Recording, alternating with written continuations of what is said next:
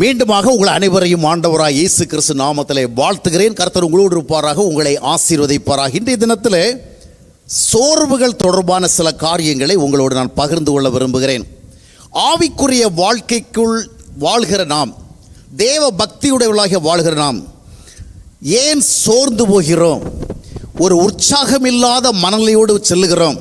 பல நேரங்களில் சோர்வுகள் வந்து விடுகிறது. அதாவது ஒரு பலனற்றவளாக மாறிவிடுகிறோம், திடனற்றவளாக மாறிவிடுகிறோம், முன்னோக்கி செல்ல இயலாதவளாக மாறிவிடுகிறோம். ஒரு சலிப்பு, ஒரு விதமான ஒரு உற்சாகமற்ற மனநிலை நமக்கு ஏற்பட்டு அது ஆவிக்குரிய வாழ்க்கையில் மட்டுமல்லாமல் நம்முடைய உலக பிரகாரமான வாழ்க்கையிலும் பரவி அதனுடைய விளைவாக எதையும் சாதிக்க இயலாதவர்களாக நம்ம மாறுகிறோம். ஒரு விதமான சோர்வு, ஒரு டிப்ரெஷன் என்று கூட அதை சொல்லலாம், ஒரு ஸ்ட்ரெஸ் என்று கூட சொல்லலாம். ஏதோ ஒன்று மனதை பல விதங்களிலே வருத்தி அதனுடைய விளைவாக நாம் உற்சாகத்தோடு எதையுமே செய்ய முடியவில்லை, நேர்மறையாக எதையுமே நம்மால் சிந்திக்க முடியவில்லை, எதையும் நன்றாக உணர முடியவில்லை. நன்றாக உணர்வதற்கென்று நல்ல பல சூழல்கள் இருந்தாலும் கூட அவைகளுக்கு மத்தியிலே நன்றாக உணர முடியாத ஒரு சூழலை பார்க்கிறோம். சந்தோஷத்திற்குரிய சூழல் இருந்தாலும் கூட சந்தோஷத்தை உணர முடியவில்லை, சமாதானத்திற்குரிய சூழல் இருந்தாலும் கூட சமாதானத்தை உணர முடியவில்லை. ஒரு விதமான சலிப்பு, சோர்வு வருகிறது. இதனுடைய அடிப்படையில் தான் சில காரியங்களை இன்றைய தினம் நாம் பார்க்க செல்கிறோம். ஆவிக்குரிய வாழ்க்கை என்றால் ஆண்டவரோடு இணைந்து வாழுகிற ஒரு வாழ்க்கை தானே, பரிசுத்த ஆவியானவரால் வழி நடத்தப்படுகிற ஒரு வாழ்க்கை தானே, சர்வ வல்லமையுள்ள தேவனுடைய பிரசன்னத்தில் வாழ்கிற ஒரு வாழ்க்கை தானே. சங்கீதம் 16:11 வாசிக்கும் பொழுது, உம்முடைய சமூகத்தில் எனக்கு பரிபூர்ணமான ஆனந்தமும் உம்முடைய வலது பக்கத்தில் நித்தியமான பேரின்பமும் என்று சொன்னானே. அவ்விதமாக இருக்கும் பொழுது நம்முடைய வாழ்க்கையிலே நாம் பக்தியுடையவர்களாக இருந்தும், வேதம் வாசிக்கிறவர்களாக இருந்தும், ஜெபிக்கிறவர்களாக இருந்தும், ஏன் நம்முடைய வாழ்க்கையில் இந்த சோர்வுகள் வருகிறது என்கிற ஒரு கேள்வி எழுகின்றது. இந்த சோர்வுகளை குறித்து நாம் கவனிக்கிற பொழுது முதலாவது இந்த சோர்வுகளை நம்முடைய வாழ்க்கையில் அடையாளம் காண வேண்டும். பல நேரங்களே நம்முடைய ஆவிக்குரிய செயல்பாடுகள் கூட ஒரு கடமைக்காக தொடர்கிறது. வழக்கமாக ஜெபிக்கிறோம், படிக்க வேண்டிய பைபிளை படிக்கிறோம், போக வேண்டிய சர்ச்சுக்கு என்ன செய்கிறோம், போகிறோம், கொடுக்க வேண்டிய காணிக்கை கொடுக்கிறோம். ஏதாவது மிஷினரி ஊழியங்கள், பல வேறு விதமான ஊழியங்கள் இருந்தால் அந்த ஊழியங்களோடு நமக்கு இருக்கிற தொடர்புகளையும் நம்ம தொடர்கிறோம். எல்லாம் செய்து கொடுக்குறோம். As usual everything is going, எல்லாம் நல்லபடியாக போய்கொண்டு இருக்கிறது. ஆனால் எதுலேயுமே என்ன இல்லை, we don't find any joy. எதுலேயுமே நமக்கு என்ன இல்லை, we can rejoice. அதில் சந்தோஷப்பட முடியலை. நல்ல சாப்பாடாக இருந்தால் கூட சிலர் ஒரு கனத்த இருதயத்தோடு சீரியஸான ஒரு மைண்டோடு சாப்பிட்றத நீங்கள் பார்த்துருப்பீங்க. சிலர் நீங்களே அப்படி சாப்பிட்ருப்பீங்க. சாப்பாடு ரொம்ப டேஸ்டியாக தான் இருக்கிறது, நல்ல என்ஜாயபுளாக தான் இருக்கிறது. ஆனால் என்ன பண்ண முடியலை, அதை என்ஜாய் பண்ணி சாப்பிட முடியலை. காரணம் என்னவென்றால் ஏதோ ஒரு விதமான அழுத்தம் மனசுக்குள்ளே இருக்கிறது. அதுபோல் வாழ்க்கையில் சில நேரங்களில் எல்லா ஆவிக்குரிய காரியங்களையும் தான் செய்கிறோம், ஆனால் அவற்றிலிருந்து நமக்கு ஒரு விசேஷமான சந்தோஷம் இல்லை. அது நம்முடைய வாழ்க்கையிலும் பரவுகிறது. அதற்கு என்ன காரணங்கள் என்பதை முதலாவது கண்டுபிடிக்கணும். இந்த சோர்வுகளை நம்ம மேற்கொள்ளணும், இந்த சோர்வுகளிலிருந்து வெளியே வரணும், இந்த சோர்வுகளை ஒரு தீர்வு காணணும். அதுக்கு என்ன பண்ணுறது? கிறிஸ்தவ மக்களாகி நமக்கு என்ன தெரியும்? எந்த ஒரு பிரச்சனைனாலும் ஜெபம் பண்ண தானே நமக்கு தெரியும், அப்படி தானே? எந்த ஒரு பிரச்சனாலும் ஜபத்தில் சாதிக்க முடியல, உபவாசத்தில் சாதிக்க போவோம். அதுவும் இல்லைன்னு சொன்னால் இங்கே ஜப கூட்டத்துக்கு போவோம், உபவாச கூட்டத்துக்கு போவோம். இன்னும் நிறைய பேர் என்ன பண்ணுவாங்க, ரொம்ப மனசுக்கு சோர்வாக இருக்குது, வாழ்க்கையில் ரொம்ப சலிப்பாக இருக்குது, எதுவுமே சந்தோஷமாக இல்லை, அதனால் எங்களுக்காக ஜபம் பண்ணுங்கன்னு சொல்லிட்டு தேவ ஊழியர்கிட்ட ஜபம் பண்ண கேட்பாங்க. இது போன்ற காரியங்கள் தான் கிறிஸ்தவ மக்கள் நம்ம அநேகர் பின்பற்றுகிறோம். ஆனால் சில வேளைகளிலே நம்முடைய வாழ்க்கையில் ஏற்பட்ட சோர்வுகளுக்கு தீர்வாக ஜபம் அமைவதில்லை. வாழ்க்கையில் ஏற்பட்டுக்கிற பிரச்சனைகளுக்கு, வாழ்க்கையில் ஏற்படுகிற அழுத்தங்களுக்கு, மன பிரச்சனைகளுக்கு உபவாசங்களோ வேறு எந்த விதமான ஜபக்கூடிய தொடர்புகளோ நமக்கு தீர்வாக அமைவதில்லை. என்று அது எல்லாவற்றுக்கும் ஒரு ஸ்பிரிச்சுவல் ப்ராசஸ் இருக்கிறது. எல்லாவற்றையும் ஜபத்தில் என்ன செய்ய முடியாது, we can't find சொல்யூஷன்ஸ். எல்லாத்தையும் ஜபத்தின் மூலமாக தீர்வுகளை கண்டுபிடிக்க முடியாது. ஜபம் என்பது மிக முக்கியமான தேவையாக இருந்தாலும் ஜபத்தையே எல்லாவற்றுக்கும் தீர்வென நினைப்பது ஒரு தவறான சித்தாந்தம். ஜெபமே ஜெயம் என்ற ஒரு நம்பிக்கை நமக்கு இருக்கிறபடினாலே அனைத்தையும் ஜெபத்தின் மூலமாக சாதிக்க விரும்புகிற ஒரு மூட நம்பிக்கை நம்ம கிறிஸ்தவ மக்கள் மத்தியில் இருக்கிற அந்த மூட நம்பிக்கையை கிறிஸ்தவ தலைவர்கள் அதிகமாக வளர்த்து விட்டு விட்டார்கள். அநேகர் எல்லாவற்றுக்கும் இதைத்தான் தீர்வாக சொல்லுகிறார்கள். எதை சொல்லுகிறார்கள்? ஜெபந்தான். நல்லா ஜெபம் பண்ணுங்க, நம்ம கூடி ஜெபிப்போம், சங்கிலி ஜெபிப்போம், இடைவிடாமல் ஜெபிப்போம், இரவெல்லாம் ஜெபிப்போம், பகலெல்லாம் ஜெபிப்போம், ஜெபம் என்று சொல்லி எல்லாவற்றும் ஜெபத்தை தான் வழியாக காட்டுகிறோம். ஆனால் சில விஷயங்களுக்கு நம்முடைய வாழ்க்கையில் ஆவிக்குரிய ரீதியாக சில அணுகுமுறைகளை பின்பற்ற வேண்டும். முதலாவதாக சோர்வுகள் இருக்கிறதா? எக்ஸாஸ்டடாக நீங்கள் ஃபீல் பண்ணுறீங்களா? மனசை ஏதோ அழுத்தி கொண்டிருக்கிறதா உணர்கிறீர்களா? எதுலேயுமே ஒரு சந்தோஷம் இல்லையா? முன்னோக்கி சொல்ல முடியல, ஸ்டாண்ட்ஸ்லாம் அப்படி நின்று கொண்டிருக்கிறீர்களா? அப்போ என்ன பண்ணணும்னா, முதலாவது எப்போவுமே ஆண்டவர் நம்முடைய பக்கத்திலே நாம் சோர்ந்து போவதற்கு ஏதுவான ஏதாவது காரணங்கள் இருக்கிறதா என்பதை அறிய விரும்புகிறார். அந்த ரூட் காஸ் என்ன? நோய் நாடி நோய் முதல் நாடி அது தணிக்கும், வாய் நாடி வாய்ப்பு செயல் திருக்குறளை சொல்லுகிறது மாதிரி, வாழ்க்கையில் ஒரு நோய் வருகிறது என்றால், ஒரு பலவீனம் வருகிறது என்றால், அதற்கு உரிய மருந்து என்ன என்று தேடுகிறது தேவையாக இருந்தாலும் கூட, அது எதனால் ஏற்பட்டது என்கிற அதனுடைய பேசிக் ரீசன் என்ன ஒன்று கண்டுபிடிக்கலன்னு சொன்னால், நாம் ஒரு ட்ரீட்மெண்ட் எடுத்தாலும் என்ன பண்ண முடியாது. நேற்றை கூட அவர் டேனியோட நான் கொஞ்சம் தூரம் வெளியே போயிட்டு அப்படி பேசிக்கொண்டு வருகிற பொழுது, அவர் இந்த ஸ்ட்ரெஸ் பற்றி ஒரு சில விஷயங்களை சொன்னார். அந்த ஸ்ட்ரெஸ்ஸு வந்துச்சுன்னு சொன்னால் நம்முடைய ஜீரண நிலைகள், நம்முடைய டைஜஸ்டிவ் ப்ராசஸ் எல்லாமே என்ன செய்கிறதாம், பாதிக்கப்படும். அது நிறைய டிசீஸ் தான் கொண்டு வருகிறதாம். அந்த மாதிரி கொண்டு வருகிற ஒரு சூழலில் நம்ம எவ்வளோ தான் மாத்திரை மருந்து எடுத்தாலும் அதனால் என்ன பண்ண முடியாது, ஒரு தீர்வை பார்க்க முடியாது. அப்போ ரூட் காஸ் என்ன? அதில் மருந்துகள் மூலமாக அதை குணப்படுத்த முடியாது. மருந்துகள் வேலை செய்தாலும் உடலில் தான் வேலை செய்யும். ஆனால் அந்த பிரச்சனையை உருவாக்குற மனதுக்குள் ஏதாவது நடந்தால் ஒழிய உண்மையான தீர்வு என்ன செய்யாது, ஏற்படாது. இப்போ நிறைய பேர் ஸ்பிரிச்சுவல் ஹீலிங்கை விசுவாசிக்கிறான், இயேசுநாதர் சுகமளிப்பார் என்று. மிராக்கிள், அதாவது என்ன சொல்லுது, ஒரு அற்புத ரீதியாக, என்ன மிராக்குலஸ் வே, அற்புத ரீதியாக ஒரு மந்திரம் போல நம்முடைய வியாதி அகல வேண்டும் என்று நாம் நிறைய பேர் நம்புகிறோம். மிராக்கிள்ஸ் இருக்கிறது உண்மைதான். ஆனால் நிறைய காரியங்கள் ஆவிக்குரிய ரீதியாக நாம் செயல்படுகின்ற பொழுதுதான் அது சரியாகும். நம்முடைய மனதை சரியாக வைக்கின்ற ஒரு ஆவிக்குரிய அனுபவத்தை கொண்டிருப்போம் என்று சொன்னால், உடலிலே ஏராளமான வியாதிகள் உருவாவது தடைபடும். நிறைய வியாதிகளை கிரியேட் பண்ணுறது எதுதான், நாம் நோய்களெல்லாம் உடல்லே உருவாகுதுன்னு நினைக்கிறோம். சில நேரங்களில் நம்ம என்னத்தான் ரொம்ப சிஸ்டமேட்டிக்காக ரொம்ப டிசிப்ளின்டாக சாப்பிட்டாலும் கொண்டாலும் பல விஷயங்களை கடைபிடித்தாலும் கூட வருகிற நோய் வருகிறது. ஏன் வருகிறது என்றால், பெரும்பாலான நோய்களை உருவாக்குவது எந்த ஏரியாவில்? நம்முடைய மனம் தான் நிறைய நோய்களுக்கு காரணமாக அமைகிறது. எனவே மனதில் என்ன பிரச்சனைகிற முதலாவது கண்டுபிடிக்க வேண்டும். ஆக முதலாவது காரணங்கள், த ரீசன்ஸ், அதை நம்ம கண்டுபிடிக்கணும். கண்டுபிடிக்க செல்லுகிற பொழுது முதலாவது வாழ்க்கையிலே சில தவறுகள் இருக்கிறது. There are some wrongs. எங்கே தவறுகள் இருக்கிறது, எதில் தவறு இருக்கிறது, எப்படி தவறு இருக்கிறது என்பதை நாம் முதலாவது என்ன செய்ய வேண்டும், கண்டுபிடிக்கும். we have to examine, நம்ம அதை சோதிக்க அறியணும். ஒரு அனலைஸ் பண்ணி பார்த்தா தான் எல்லாமே தெரியும். 3 முக்கியமான தவறுகளை நாம் சிந்திக்க வேண்டும். முதல் தவறு என்னவென்று சொன்னால், நம்முடைய மனதில் ஏற்படுகின்ற தவறுகள். மனதில், அதை செயலில் கூட இல்லை, வார்த்தையில் கூட இல்லை. இந்த தவறுகள் எங்கே இருக்குது? these wrongs are found in our mind, in our heart. மனதில் ஏற்படுகிற தவறுகள் பல நேரங்களில் நம்ம செயல்பூர்வமாக, அதாவது ஏதோ ஒரு ஆக்ஷன், ஒரு ஒர்க், ஒரு டீட், ஒரு செயல், ஒரு ஆக்டிவிட்டி, இதில் நம்ம ஏதாவது ஒரு தவறு இருந்தால் தான் தவறுன்னு நினைக்கிறோம். மற்றபடி என்ன நினைக்கிறோம்? we are all right, we are good அப்படி நினைக்கிறோம். ஆனால் நிறைய தவறுகள் வெளியே செயல்களிலே வெளிப்படாமலே உள்ளே மனதில் இருக்கும். இந்த மனதில் இருக்கிற தவறுகள் தான் பல வியாதிகளுக்கு வழிவகுக்கிறது. மனதில் இருக்கிற தவறுகள் என்ன தவறு? சில நேரங்களில் நம்முடைய மனதிற்குள்ள ஒரு பெரிய கோபம் இருக்கும், ஒரு பெரிய எரிச்சல் இருக்கும், ஒரு பெரிய ஒரு இரிட்டேஷன் இருக்கும். ஆனால் யார் மேலே நமக்கு கோபம் இருக்குதோ, யார் மேலே எரிச்சல் இருக்கிறதோ, யார் மேலே ஒரு எதிரெண்ணம் இருக்கிறதோ, அதை நாம் செயல்கள் மூலமாக வெளிப்படுத்துவது இல்லை. ஏன்? நாம் கிறிஸ்டியன்ஸ், we are கிறிஸ்டியன்ஸ். தப்பாக என்ன செய்யக்கூடாது, நம்ம செய்யக்கூடாது. ரொம்ப கோபப்பட்டு பேசக்கூடாது, கோபப்பட்டு எதையாவது இடக்கூடமாக செய்யக்கூடாது, கோபப்பட்டு திட்டிடக்கூடாது. அதனால் நம்ம நிறைய பிரசங்கம் கேட்கறதுனால, பைபிள் படிக்கிறதுனால, கிறிஸ்டியன் டீச்சிங்ஸ் எல்லாம் நமக்கு ரொம்ப ஃபெமிலியராக இருக்கிறதுனால நம்ம என்ன செய்யணும்? we are avoiding the external wrongs. வெளிப்பிரகாரமாக வருகிற தவறுகளை என்ன செய்யறோம்? தவறுகிறோம். ஆனால் அதற்கு இருக்கின்ற அதை சோர்ஸ், ஒரிஜின் என்ன செய்கிறது? உள்ளே நடந்து கொண்டிருக்கிறது. நம்முடைய மனதுக்குள் கோபம் இருக்கிறது, மனதுக்குள் எரிச்சல் இருக்கிறது, மனதுக்குள் ஒரு விதமான எதிர் சிந்தனைகள் இருக்கிறது. ஆனால் அவைகளை அப்படியே வைத்து கொண்டு நம்மை மேனேஜ் பண்ணி, நம்மளை ப்ரோக்ராம் பண்ணி, நம்ம ஒரு குறிப்பிட்ட விதமாக டிசிப்ளின் பண்ணி வெளியே தெரியாமல் என்ன பண்ணுறோம்? மறைக்கிறோம். இவர் மேலே எனக்கு சரியான கோபம் இருக்குது, ஆனால் இவரை பார்க்குறவங்கள நான் சிரித்து என்ன செய்கிறேன்? நல்லா இருக்கிறீங்களா பிரதர்? வீட்டில் எல்லாம் நல்லா இருக்காங்களா? பிள்ளை எல்லாம் கேட்குறேன். ஆனால் இவரை பற்றி ஒரு கோபம் என் மனசுக்குள்ளே இருக்கிறது. அப்போது சைலண்டாக எனக்குள்ளே இருக்கிற கோபம், வெளியே நான் கோபமாக பேசலை, கோபமாக நடந்துக்கலை, என்னுடைய வெறுப்பையோ என்னுடைய எரிச்சலையோ காட்டிக்கவே இல்லை. ஆனால் இன்டர்னலாக என்ன செய்கிறது? There is something. இதுதான் இந்த சோர்வுகளுக்கு ஒரு காரணமாக அமைகிறது. இந்த மனதில் நடக்கின்ற தவறுகள்.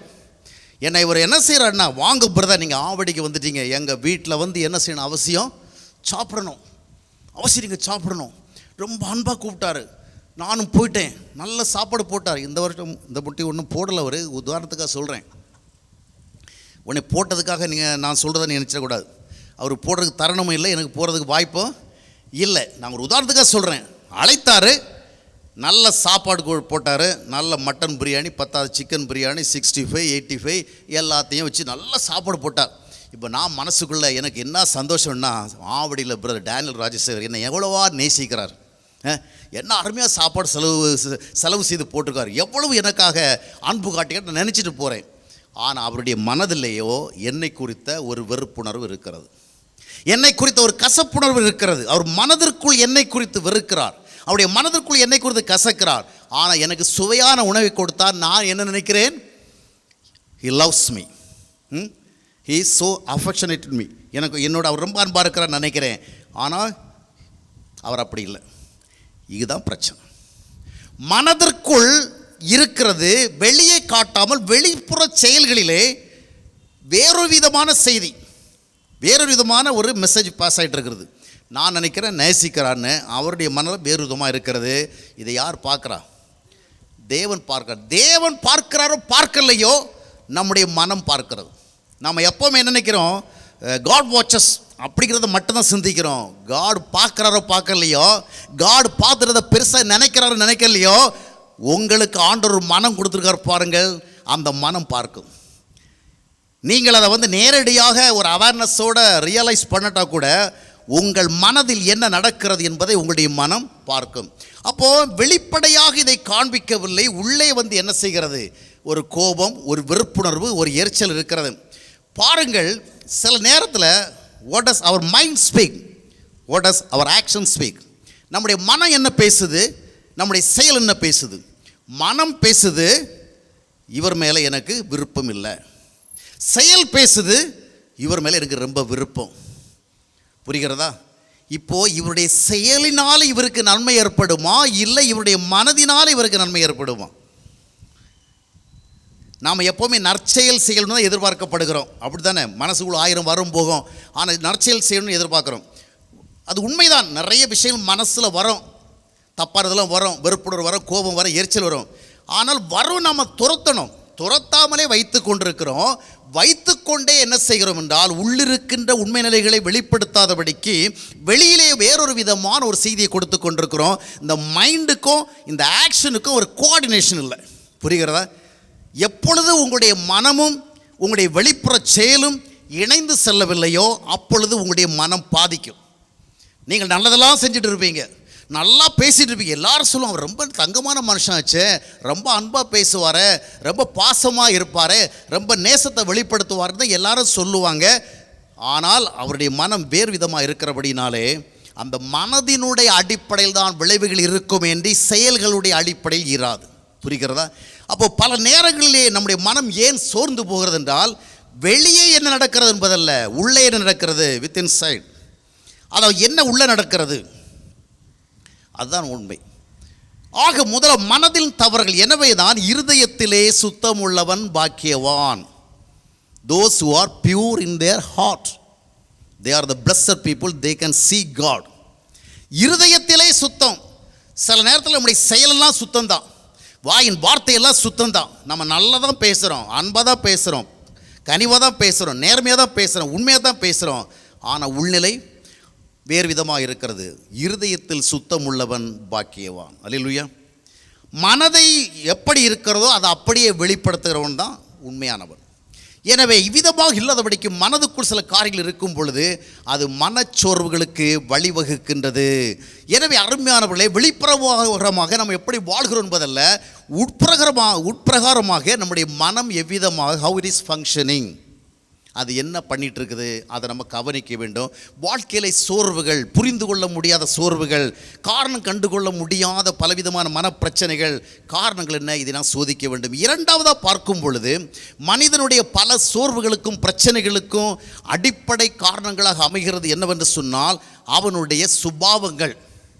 ஒரு மனிதனுடைய சுபாவங்கள் எவ்விதமாக இருக்குமோ அதனுடைய அடிப்படையில் தான் அவனுடைய மனநிலை வாழுமே என்று, ஒரு மனிதனுடைய பக்தி நிலை எவ்வளோ பிரம்மாண்டமாக இருந்தாலும் அதனுடைய அடிப்படையில் அல்ல.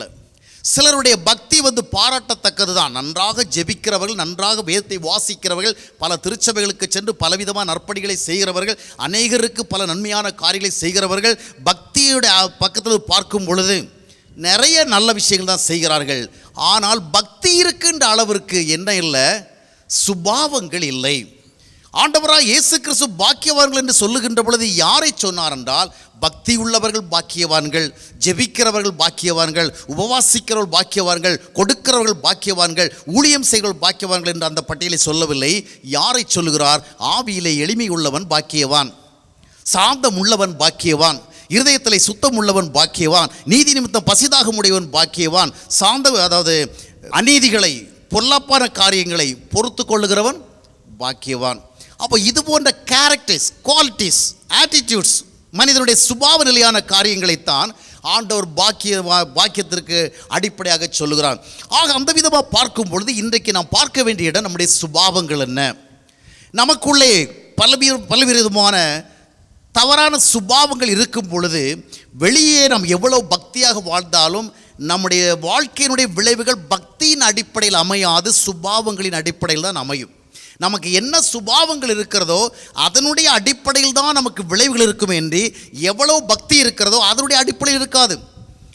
யோனாவுடைய வாழ்க்கையை கவனித்து பார்க்கும் பொழுது அவனுக்கு நினைவே மக்கள் தொடர்பான சில நெகட்டிவ் ஃபீலிங்ஸ், ஒரு விதமான ஹேட்ரட், ஒரு விதமான எதிர் உணர்வுகள் வந்தது. அது அவனுடைய பார்வையில் நீதியாக இருந்தது, நியாயமாக இருந்தது, ஒரு விதத்தில் சரியானது தான்.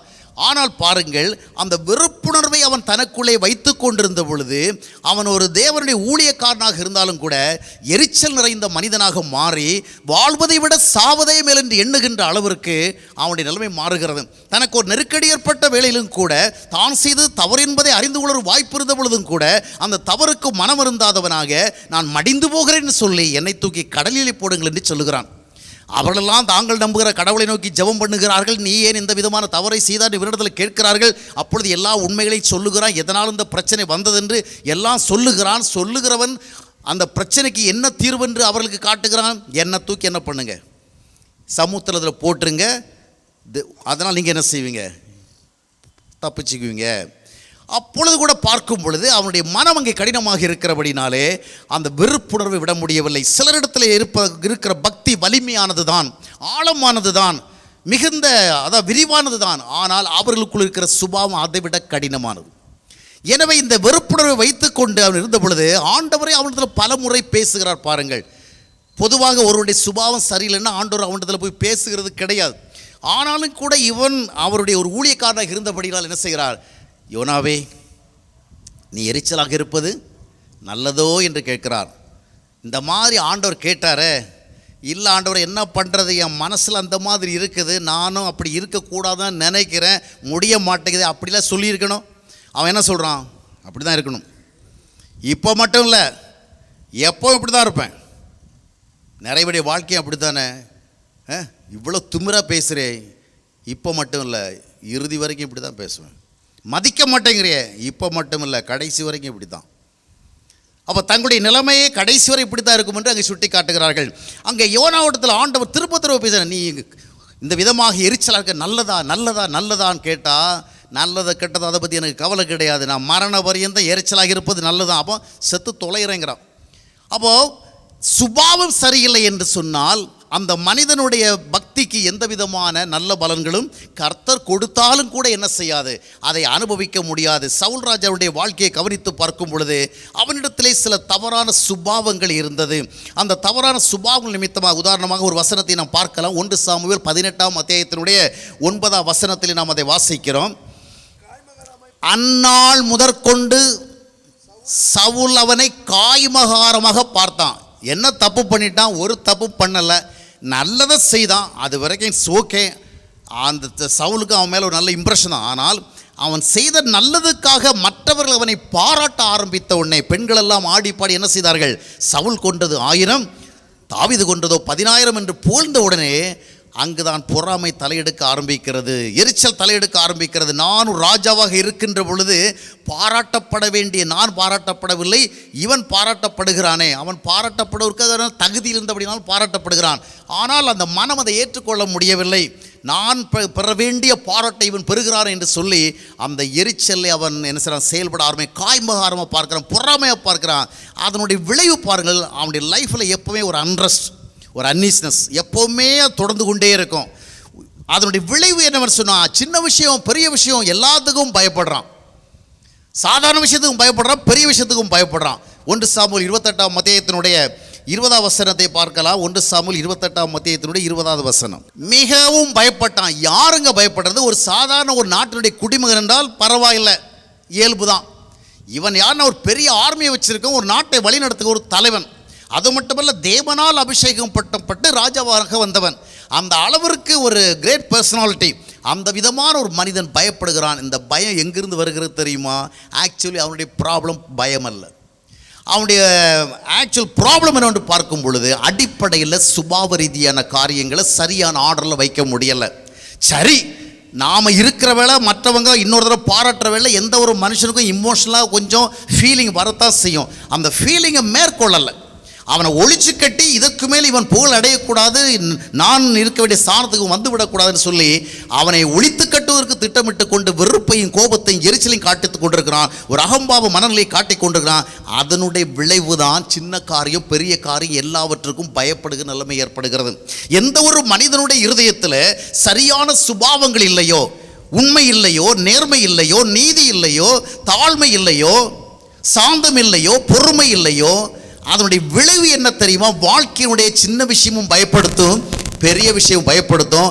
லைஃப்பில் வர சேலஞ்சஸை என்ன பண்ண முடியாது? ஃபேஸ் பண்ண முடியாது. ஆக சோர்வுகள், பலவீனங்கள், ஒரு சலிப்பு, எதையுமே ஒரு உற்சாகத்தோடு பார்க்க முடியல, செய்ய முடியவில்லை. சுபாவ ரீதியான காரியங்கள். இன்று நம்மில் அநேகர் நம்முடைய சுபாவங்களை அறிந்து வைக்கிறோம். we are well aware of our qualities. ஆனால் அதில் எந்த ரெக்டிஃபிகேஷனும் பண்ணுறதில்ல, எந்த கரெக்ஷனும் பண்ணுறதில்ல. அதில் ஏதோ சேஞ்ச் வேணும்னு என்ன செய்யறதில்ல, விரும்புறதில்ல. திருச்சபையில் நடக்கிற கூட்டமாக தான் சரி, பொதுவாக நடக்கிற கூட்டமாக சரி, பல நேரங்களில் ஜனங்கள் பார்த்திங்கன்னா ஒரு சில நேரங்களில் பிரசங்களில் கேட்டு என்ன பண்ணுறாங்கன்னா, தங்களை ஆராய்ந்து பார்க்க அழைக்கப்படுகிற பொழுது ஆராய்ந்து பார்க்குறாங்க. ஆராய்ந்து பார்த்து ஒரு உண்மையை கண்டுபிடிக்கிறாங்க. என்ன உண்மை? நம்மகிட்ட இருக்கிற சுபாவம் சரியில்லை. அவருடைய பிரசங்கத்தை நம்ம கேட்டோம். அந்த பிரசங்கம் நமக்கு தெளிவாக சொல்லுகிறது, நம்மளுக்குள் இருக்கின்றதான ஆட்டிடியூட் சரியில்லை, நம்முடைய பிஹேவியர் சரியில்லை. ஆனால் பிஹேவியர் சரியில்லை, சுபாவம் சரியில்லை, அதை உணர்கிறவர்களாக இருக்கிறோமே என்று உணரப்படுகிறதான அந்த காரியங்களை சரி செய்து கொள்வதற்கு எந்த எக்ஸ்ட்ரா ஸ்டெப்பும் எடுக்கவே இல்லை. ஒரு மனுஷன் டாக்டர்கிட்ட போயிட்டு டாக்டர் மூலமாக தனக்கு என்ன வியாதி இருக்குன்னு கண்டுபிடிக்கிறான். ஆனால் அந்த வியாதி கண்டுபிடிக்கிற வேலை எந்த விதமான ட்ரீட்மெண்ட்டுக்கும் போகலன்னு சொன்னால் வாட்ஸ் த யூஸ்? திருச்சபைகளை பார்க்கும் பொழுது, கிறிஸ்தவ மக்கள் கூட்டங்களை பார்க்கும் பொழுது பல நேரங்களில் மக்கள் கண்ணீர் விட்டு உணர்கிறார்கள். சில செய்திகளை கேட்கும் பொழுது, இப்பொழுது கண்ணீர் விட்டு உணரும்படியான செய்திகள் நம்முடைய கிறிஸ்தவ வட்டாரத்தில் கேட்பது மிக அபூர்வம்.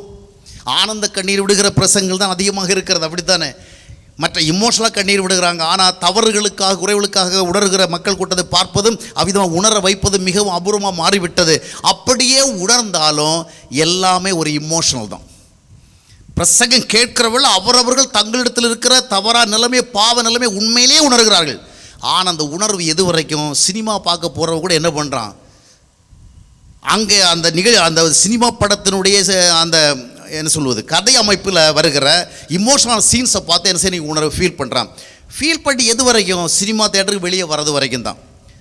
வெளியே வந்தோடனே எல்லாமே எவ்ரிதிங் இஸ் சேஞ்சிங், எல்லாமே அப்புறம் நார்மலாகிடும், ஆஸ் யூஷுவல் போக ஆரம்பிச்சிடறான். அதே மாதிரி தான் நிறைய நேரங்களில் நம்ம ஆவிக்குரிய ரீதியாக உணர்கிறோம். பைபிளை படிக்கிறவளை கூட சிலர் உணர்கிறாங்க. உணர்கிறனால பிரயோஜனம் இல்லை. உணர்ந்தது மட்டுமல்ல, அதை கரெக்ட் பண்ணணும். அல்லேலூயா. அதை நம்ம சரி செய்வதற்கு என்ன செய்யணும்? வாழ்நாள் முழுவதும் நம்மிடத்தில் இருக்கிற சுபாவங்களை அறிந்து கொண்டு மட்டும் வாழக்கூடாது. அந்த சுபாவங்கள் சரியில்லை என்று சொன்னால் they are to be corrected. அது சரி பண்ணப்பட வேண்டும். they are to be changed. அது மாற்றப்பட வேண்டும். சுபாவ ரீதியான நிலைகளை நாம் சரியாக இல்லைன்னு சொன்னால் வாழ்க்கையில் நாம் சோர்வை மேற்கொள்வது கடினம். எவ்வளவு ஜெபம் பண்ணினாலும் சரி, எவ்வளவு உபவாசம் இருந்தாலும் சரி, எவ்வளவு ஆராதனைகள் நடத்தினாலும் சரி, எத்தனை ஊழியர் நமக்காக ஜெபித்தாலும் சரி, நிறைய பேர் பார்த்தீங்கன்னா அடிப்படையான அந்த பிரச்சனைகள் எல்லாம் பார்க்கறதில்ல. ஏதோ ஒன்று எதிராக செயல்பட்டு இருக்கிறது பிரதர், ஒன்றுமே புரியலை, என்னமோ தெரியல, ஏதோ ஒன்று நடந்துட்டு இருக்குது, எனக்கு ஒன்றுமே தெரியல.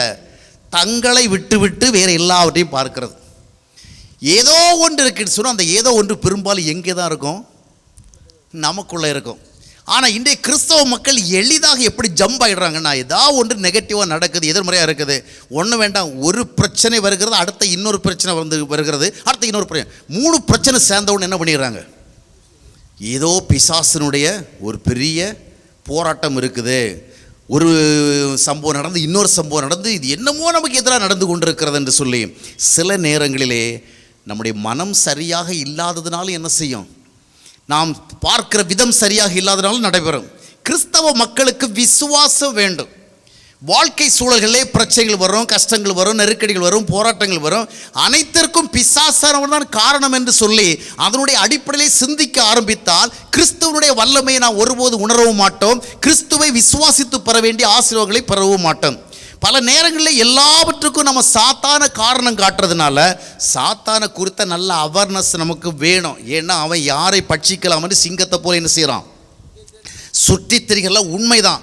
ஆனால் யாக்கோபு என்ன சொல்கிறார்? பிசாசுக்கு எதிர்த்து நில்லுங்க, அவன் ஓடி தான் போவான்னு சொல்லப்பட்டிருக்குது. அப்படித்தானே? அப்போ எல்லாவற்றுக்கும் நம்ம பிசாசை பார்க்க ஆரம்பிச்சிட்டோன்னு சொன்னால் பிசாசு ஜெயிச்சிருவான். ஏன் தெரியுமா? நீங்கள் எல்லாம் தப்பும் பண்ணுவீங்க, எல்லாம் தவறும் பண்ணுவீங்க. அதற்கு பிறகு அந்த தவறுகளை உணர்வதற்கு வாய்ப்பே பெற மாட்டீங்க. ஏன்னா நீங்கள் எல்லா பிளேமை யார் மேலே போடுவீங்க? பிசாசு. அது அவனுக்கு அதுதான் விருப்பம். பிசாசு அதான் எதிர்பார்க்குறான். நீங்கள் எல்லாம் தப்பும் பண்ணுங்கள், எல்லாம் தவறும் பண்ணுங்கள், உங்கள் வாழ்க்கையில் நடைபெறுகின்றதான எதிர்மறையான விளைவுகளுக்கெல்லாம் நீங்கள் தான் காரணம். ஆனால் எல்லாம் பிசாசுன்னு சொன்னால் மனுஷன் மேலே நீங்கள் ஏதாவது குற்றம் சாட்டிங்கன்னா மனுஷனுக்கு கோபம் வரும். நீங்கள் பிசாசு மேலே குற்றம் சாட்டுங்க, அவனுக்கு கோபமே வராது. ஏன் தெரியுமா? எல்லா நம்முடைய தவறுகளையும் அவனுடைய தவறாக எண்ணி விட்டோன்னு சொன்னால் நம்முடைய வாழ்க்கையில் தவறுகள் தொடர்வதற்கு என்ன செய்கிறது? வாய்ப்பு ஏற்படுது. அதன் மூலமாக அது மட்டும் இல்லை, ஹீஸ் க்ளோரிஃபைட். அவன் என்ன பண்ணுறான்? நம்மளை தான் அதிகமாக நினைக்கிறாங்க. எஸ்பெஷலி மற்ற ஜனங்களை விட கிறிஸ்தவ மக்கள் தான் அதிகமாக பிசாசு என்ன செய்கிறாங்க? ஃபீல் பண்ணுறாங்க, நினைக்கிறாங்க. பாடுவதெல்லாம் ஆண்டவரைத்தான், போற்றுவதெல்லாம் ஆண்டவரைத்தான், ஆராதிப்பதெல்லாம் ஆண்டவரைத்தான், ஜெபிப்பதெல்லாம் ஆண்டவரை நோக்கித்தான், விசுவாசிப்பதெல்லாம் ஆண்டவரைத்தான், படிப்பதெல்லாம் பைபிள் தான். ஆனால் என்ன ஒன்று நடந்தாலும் உணர்வது மட்டும் பிசாசு. இரவிலும் பகலும் அதிகமாக உணர்வது எதை? நம்ம எதை உணர்கிறோமோ அதுதான் நம்முடைய ரியாலிட்டி. எனவே அருமையானவர்களே, சுபாவ ரீதியான காரியங்களை சரி செய்யாதபடிக்கு எல்லாவற்றிற்கும் ஏதோ ஒன்று நடைபெறுகிறது சொல்லி பிசாசின் மேலே நீங்கள் பழியை சாட்டி விடுங்கள் சொன்னால் பிசாசும் அதைத்தான் விரும்புகிறான். நீங்கள் உங்களுடைய தவறுகளை உணராதபடிக்கு எவ்வளவு காலம் செல்லுகிறீர்களோ அதுதான் அவனுக்கு வெற்றி. மூன்றாவதாக பார்க்கும் பொழுது, தவறுகள் என்று பார்க்கும் பொழுது சிந்தனையில் இருக்கிற தவறுகளை பார்த்தோம். மனிதனுடைய வாழ்க்கையில் பாருங்கள், பொல்லாத சிந்தனைகள் முதலிடத்தில் வருகிறது. அடுத்தது சுபாவங்கள் வருகிறது. மூன்றாவது செயல்கள், நம்முடைய ஆக்ஷன்ஸ், நம்முடைய செயல்கள். அதாவது how we are doing the things, எப்படி செய்கிறோம். செயல்கள் என்று சொல்லுகிற பொழுது நாம் பக்தி உள்ள மக்களாக இருக்கிறதுனால நாம் தவறெல்லாம் செய்ய போகிறதில்லை, தப்பு செய்ய போகிறதில்லை, நாம் யார் பொருளையும் திருட போகிறதில்லை, யார் பொருளை ஏமாற்ற போகிறதில்லை, யாரையும் நம்ம என்ன செய்யலை, வஞ்சிக்க போகலை. அந்த மாதிரி மற்றவர்களைப் போல, தேவனை அறியாத மக்களைப் போல நாம் என்ன பண்ணுறதில்லை, அதாவது ராங் திங்ஸ், அது தவறான காரியங்களை நம்ம செய்ய போகல. நல்லா புரிஞ்சிங்க. ஆனால் நம்முடைய வாழ்க்கையில் தவறு இருக்குது. என்னவென்னு சொன்னால் நாம் தவறான காரியங்களை செய்யவில்லை, ஆனால் செய்ய வேண்டிய சரியான காரியங்களை தவறாக செய்கிறோம். புரிகிறதா? நாம் தவறாக செய்யவில்லை, ஆனால் சரியாக செய்ய வேண்டிய காரியங்களை என்ன செய்கிறோம்? தவறாக செய்கிறோம். இப்போது நமக்கு ஒரு வேலை வேணும். இந்த வேலை நமக்கு வேணுங்கிறது ஒரு நல்ல எண்ணம் தான். நம்ம வாழ்க்கையில் முன்னேறுவது தொடர்பாக நம்ம எக்ஸ்ட்ரா ஸ்டெப்ஸ் எல்லாம் எடுக்கிறோம். ஒரு வியாபாரம் பண்ணலாமா, ஒரு பிஸ்னஸ் பண்ணலாமா, ஏதாவது ஒன்றை செய்யலாமா சிந்திக்கிறோம். இதெல்லாம் ஒன்று தவறு கிடையாது. நம்ம ஒருவரை ஏமாற்றி பிழைத்து முன்னுக்கு வர விரும்பலை, நாம் யாரோ ஒருவருடைய பொருளை திருடி முன்னுக்கு வர விரும்பலை. நாம் நியாயமாக ஒரு வேலையை தேடுறோம், நியாயமாக ஒரு தொழிலை செய்ய போகிறோம். ஆனால் இந்த வேலையை தேடுகிற விஷயத்தில், இந்த வேலையை பெற விரும்புகிற விஷயத்தில், இல்லைன்னா தொழிலை நடத்துகிற விஷயத்தில் என்ன செய்கிறோம்? தவறு செய்கிறோம். ஒரு தொழிலை எப்படி கிறிஸ்தவன் செய்ய வேண்டுமோ அப்படி செய்யாமல் ஒரு தொழிலை எப்படி செய்தால் லாபம் சம்பாதிக்க முடியுமோ என்று சொல்லுகிற பொழுது ஒரு சரியான செயல் எந்த செயலாக மாறுகிறது? தவறான செயலாக மாறுகிறது. ஒரு வேலையை தேட தவறு கிடையாது. ஆனால் அந்த வேலையை தேடுவதற்கு நாம் கண்டுபிடிக்கிற வழி, அதை ரீச் பண்ணுறதுக்கு நாம் எந்த மாதிரிப்பட்ட ஸ்டெப்ஸ் எடுக்கிறோம், எந்த மாதிரிப்பட்ட வழிகளை கண்டுபிடிக்கிறோம், அது தவறாக மாறுகிறது. பல நேரங்களிலே இதை நீங்கள் கொஞ்சம் ஆழமாக சிந்தித்தால் தான் உங்களுக்கு புரியும். பிறகு என்ன சொன்னீங்க ஒன்றும் விளங்கலையே, சில விஷயங்களை கொஞ்சம் டீப்பாக சிந்திச்சா தான் புரிஞ்சிக்க முடியும். அதாவது நிறைய விஷயங்கள் நாம் செய்ய வேண்டிய நல்ல செயல்கள் தான். ஆனால் அந்த செயல்களை செய்கிற விதத்தில் தவறுகள் இருக்கிறது. பாருங்கள், உதாரணமாக ஒரு ஊழியம் செய்கிறோன்னு ஆண்டவர் என்ன பண்ணுவாராம்? கனப்படுத்துவார்னு பைபிள் சொல்லுது. அதனால் நம்ம ஊழியம் செய்ய போகிறது சரி, நல்ல விஷயந்தான். ஆனால் அந்த ஊழியத்தை செய்கிறத போகவில்லை, தவறு நடக்கிறது. எப்படி தவறு நடக்கிறது? யார் ஊழியம் செய்ய போகணும்? தேவ ஊழியத்தை யார் செய்யணும்? தேவ ஊழியம் செய்கிறது ரொம்ப ஒரு நோபல் ஆக்ட், ஒரு பெரிய நல்ல விஷயங்க. அதை காட் ஆனர் பண்ணுறாரு. இது நல்ல விஷயம். அதனால தான் நிறைய பெற்றோர் பிள்ளைகள் என்ன செய்ய ஊழியத்துக்கு போகிறத விரும்புகிறாங்க. ஆனால் ஊழியம் செய்ய போகிற வேளை அந்த ஊழியம் எப்படி தவறாக மாறுகிறது என்றால், ஒரு ஊழியம் செய்ய போகிற வேளையில் என்ன ஊழியம் செய்ய போகிறோம்? நம்ம பாவிகளை ரட்சிக்க கிறிஸ்து இயேசு உலகத்தில் வந்தான்னு சொல்ல போகிறோம். ஆண்டவர் உங்களை பரிசுத்தமாக்குறான்னு சொல்ல போகிறோம். ஆண்டவர் உங்களுக்கு தம்முடைய ஐக்கியத்தை கொடுக்க வருமானு சொல்ல போகிறோம். ஆண்டவர் உங்களுக்கு நித்திய வாழ்வை கொடுக்க போகிறான்னு சொல்ல போகிறோம். ஆண்டவர் உங்களுடைய வாழ்க்கையை மாற்றி அமைக்கிறான்னு சொல்ல போகிறோம். இதான ஊழியம். இதுபோல் நிறைய காரியங்களை செய்கிறோம். இந்த ஊழியத்தை செய்ய போகிறவங்க யார் போகணும்? அதற்கு முதலாவது அவங்க யாராக இருக்கணும்? they must have got the salvation experience. ரட்சிப்பின் ஊழியத்தை செய்ய போகிறவங்க ரட்சிக்கப்பட்டவர்களாக இருக்கணும். மனம் திரும்புதலை குறித்து பேசுவதுதான் ஊழியம், அவர்கள் மனம் திரும்பியவர்களாக இருக்க வேண்டும். வாழ்க்கை மாற்றத்தை குறித்து பேசுவதுதான் ஊழியம், அவர்கள் வாழ்க்கை மாற்றப்பட்டவர்களாக இருக்க வேண்டும். இறை உறவை குறித்து பேசுவதுதான் ஊழியம், அவர்கள் இறை உறவை கண்டவர்களாக இருக்க வேண்டும். நித்திய வாழ்வை குறித்து பேசுவதுதான் ஊழியம், அவர்கள் நித்திய வாழ்வின் நிச்சயத்தை உடையவர்களாக இருக்க வேண்டும். இந்த அடிப்படை இல்லாதபடிக்கு நான் பைபிள் படிக்கிறேன், இல்லை பைபிள் காலேஜில் படிக்கிறேன், அதனால் நான் டிகிரி வாங்குகிறேன், அதனால் நான் ஊழியத்துக்கு போகிறேன்னு சொன்னால் தவறு. இப்போ நிறைய இடங்களில் பார்த்தீங்கன்னா மிஷினரி ஊழியங்களுக்கெல்லாம் நிறைய பேர் ப்ரமோஷன் பண்ணுவாங்க. நல்ல விஷயம், நல்ல விஷயமா கெட்ட விஷயமா? ரொம்ப அருமையான விஷயம். ஆனால் அந்த ப்ரமோஷன்லைன் பண்ணுகிற நிறைய பேருடைய வாழ்க்கையில் கவனித்து பார்த்தீங்கன்னு சொன்னால் அவங்க எதுக்கு ப்ரமோஷன் பண்ணுறாங்க? அதை நல்ல விதமாக நல்ல ஒரு பின்னணியோடு இந்த முன்னேற்ற பணி செய்கிற நிறைய சகோதரர்கள் உண்டு, சகோதரிகள் உண்டு, தியாகமாக பண்ணுறவங்க நிச்சயமாக உண்டு. ஆனால் அந்த நல்லபடியே செய்ய போகிற நிறைய பேர் அப்படி செய்கிறதுனாலே பாவிகள் ஆகிடுறாங்க. எப்படி? ஒரு மிஷனரி ஊழியமாக சரி, எந்த ஒரு ஊழியமாக இருக்கட்டும், ஒரு இல்லைன்னா ஒரு ஊழிய ஸ்தாபனத்துக்கு ரெப்ரசன்டேட்டிவாக இருங்க இருக்கட்டும், இல்லை ஒரு சர்ச்சில் வந்து ஒரு கமிட்டியில் இருங்க, எதுலையும் இருங்க. அப்போ அது எதுக்கு நீங்கள் அங்கே போகிறீங்க? சர்ச்சுக்குள்ளே எதுக்கு போகிறீங்க? சர்ச்சுக்குள்ளே எதுக்கு நீங்கள் கமிட்டிக்குள்ளே போனீங்க? நிறைய பேருக்கு தெரியாது. கமிட்டியில் நிறைய பேர் கேட்டு பாருங்கள், அவங்களுக்கே தெரியாது. அது இந்த சர்ச்சு சம்மந்தமான நிறைய ஆக்டிவிட்டீஸ் இருக்குது, அதையெல்லாம் நாங்கள் செய்கிறதுக்கு போகிறோம் அப்படி சொல்லுவாங்க. அடிப்படையில் வேதத்தை பார்த்தா தான் விளக்கம் புரியும். அப்போது இதெல்லாம் செய்ய போகிறது நல்லது தான். ஆனால் செய்ய போகிறவங்க அந்த ப்ரமோஷன் பண்ணி செய்ய போகிறாங்க சரி, முதலாவது அவர்கள் ரட்சிப்பின் பண்ணி தொடர்பான ப்ரமோஷனில் தான் பண்ணுறாங்க. அவங்க யாராக இருக்கணும்? வெறும் கலெக்ஷன் பண்ணி கொடுக்கிறதே ப்ரமோஷன் ஒர்க்கு கிடையாது. கலெக்ஷன் பண்ணி கொடுக்குற திறமையில் கூட பண்ண முடியும். நிறைய பேரால் பார்த்தீங்கன்னா நிறைய பேரை காண்டாக்ட் பண்ண முடியும். முற்காலத்தில் பார்த்தீங்கன்னா என்னுடைய புத்தக சாலையை கவனிக்க வருகிற சிலர் பார்த்தீங்கன்னா அவ்வளோ புத்தகம் சேல்ஸ் பண்ணிடுவாங்க. ஆனால் சிலரை பார்த்தீங்கன்னா நல்லவங்களாக இருப்பாங்க, 5 புக்கு கூட போகாது. ஏன்னா அவங்களுடைய திறமை. வருகிறவங்கள என்ன பண்ணிடுவாங்க? எங்களுக்கு ஒரு ஆண்டி உண்டு, அந்த ஆண்டிகிட்ட ஒரு புக்கு வாங்க வந்தால் ஒரு கட்டு புக்கையே சேல்ஸ் பண்ணி விட்றாங்க. ஆமாம், ஒரு 2 புக்கு வாங்க வந்தால் 20 புக்கு வாங்க வச்சுருவாங்க. அதுவும் இதெல்லாம் அதாவது நல்ல விஷயமா இருந்தாலும் அதில் ஒரு திறமை இருக்குது. அப்போது திறமைகளின் அடிப்படையில் செய்யலாம். ஆனால் எந்த ஒரு தேவ ஊழியத்தோடு சம்மந்தப்பட்ட பணியை ஒருவர் செய்யணும்னாலும் அவருக்கு அடிப்படை எலிஜிபிலிட்டி வேணும். அப்படித்தானே? அப்போது நீங்கள் முன்னேற்றப்படி செய்கிறவில்லை, நீங்கள் ஆவிக்குரிய ரீதியாக முன்னேறினீங்களா? உங்கள் வாழ்க்கை ப்ரமோட்டட் ஆகியிருக்கிறதா? பாவிகள் என்ற நிலைமையிலிருந்து தேவனுடைய பிள்ளை இருக்கிற நிலைமைக்கு நீங்கள் ப்ரமோட்டட் ஆகிட்டீங்களா? ப்ரமோட்டட் ஆகாதபடிக்கு செய்கிற பொழுது நீங்கள் செய்கிறது நல்ல வேலை, ஆனால் அதை தவறாக செய்கிறீர்கள். ஒரு டாக்டர் இருக்கிறார், அதாவது மருத்துவம் பார்க்க போகிறார். மருத்துவம் பார்க்க போகிற நல்ல வேலையா கெட்ட வேலையா? நல்ல வேலை. ஆனால் அது கெட்ட வேலையாக மாறுது. எப்படி தெரியுமா? அவருக்கு மருத்துவம் தெரியாமல் செய்ய போகிற வேலை. ஏன்? அவன் இன்னும் 5 வருஷம் இருந்து சாவான். இவர் ட்ரீட்மெண்ட் கொடுக்க போகிறதுல என்ன ஆகிடும்? 5 வருஷம் லேட்டாக சாகிற முன்னாடியே போய்டும். ஏன்னா இவர் நல்லதான் செய்ய போகிறார். ஏன்னா நிறைய பேருக்கு வியாதிக்கு ட்ரீட்மெண்ட் கிடைக்கலையே, சிகிச்சை கிடைக்கலையே, நாம் போய் செய்வோம்னு சொல்லுவோம். அரைகுறை மருத்துவத்தை படிச்சுட்டு என்ன பண்ணுவார், இவர் ட்ரீட் பண்ண போவார். அதனால அவன் என்ன பண்ணுவான், இன்னொரு 5 வருஷம் இருக்கிற வாய்ப்பு இருக்கும், இழுத்து போகுமா இருக்கும். இவர் என்ன பண்ணுவார், சீக்கிரமாக போக வச்சுருவார். அப்போது ஒரு எந்த ஒரு காரியமும் நல்லவைகளாக இருக்கிறது மட்டுமல்ல, அந்த நல்லவைகளை நல்ல வழிகள் தான் செய்யணும். ஊழியமாக தான் நல்ல வழி தான் செய்யணும். நாம் ஒரு ஊழியர்களுக்கு காணிக்கை கொடுக்கறதாக இருந்தால் கூட, காணிக்கை கொடுக்குற எவ்வளோ அருமையான செயல் சொல்லுங்கள், சூப்பர் செயல் இல்லை, அருமையான செயல். ஆனால் காணிக்கை கொடுக்கறதுக்கு கூட ஆண்டவர் சில தகுதிகளை வச்சிருக்கிறார். இந்த தகுதிகளெல்லாம் நாங்கள் நிறைய பேசுகிறதுனால எங்களுக்கு நிறைய பாதிப்புகள் உண்டு. ஏன்னா அதை எங்ககிட்ட தான் முதல்ல சோதிப்பாங்க. புரியுங்களா? எப்படி சோதிப்பாங்க? மல்கியா தீர்க்கதரிசி புஸ்தகத்தினுடைய 3ஆம் அத்தியாயத்துடைய 10ஆம் வசனம் தான் பெரும்பாலும் கிறிஸ்தவ மக்களுக்கு தெரியும்.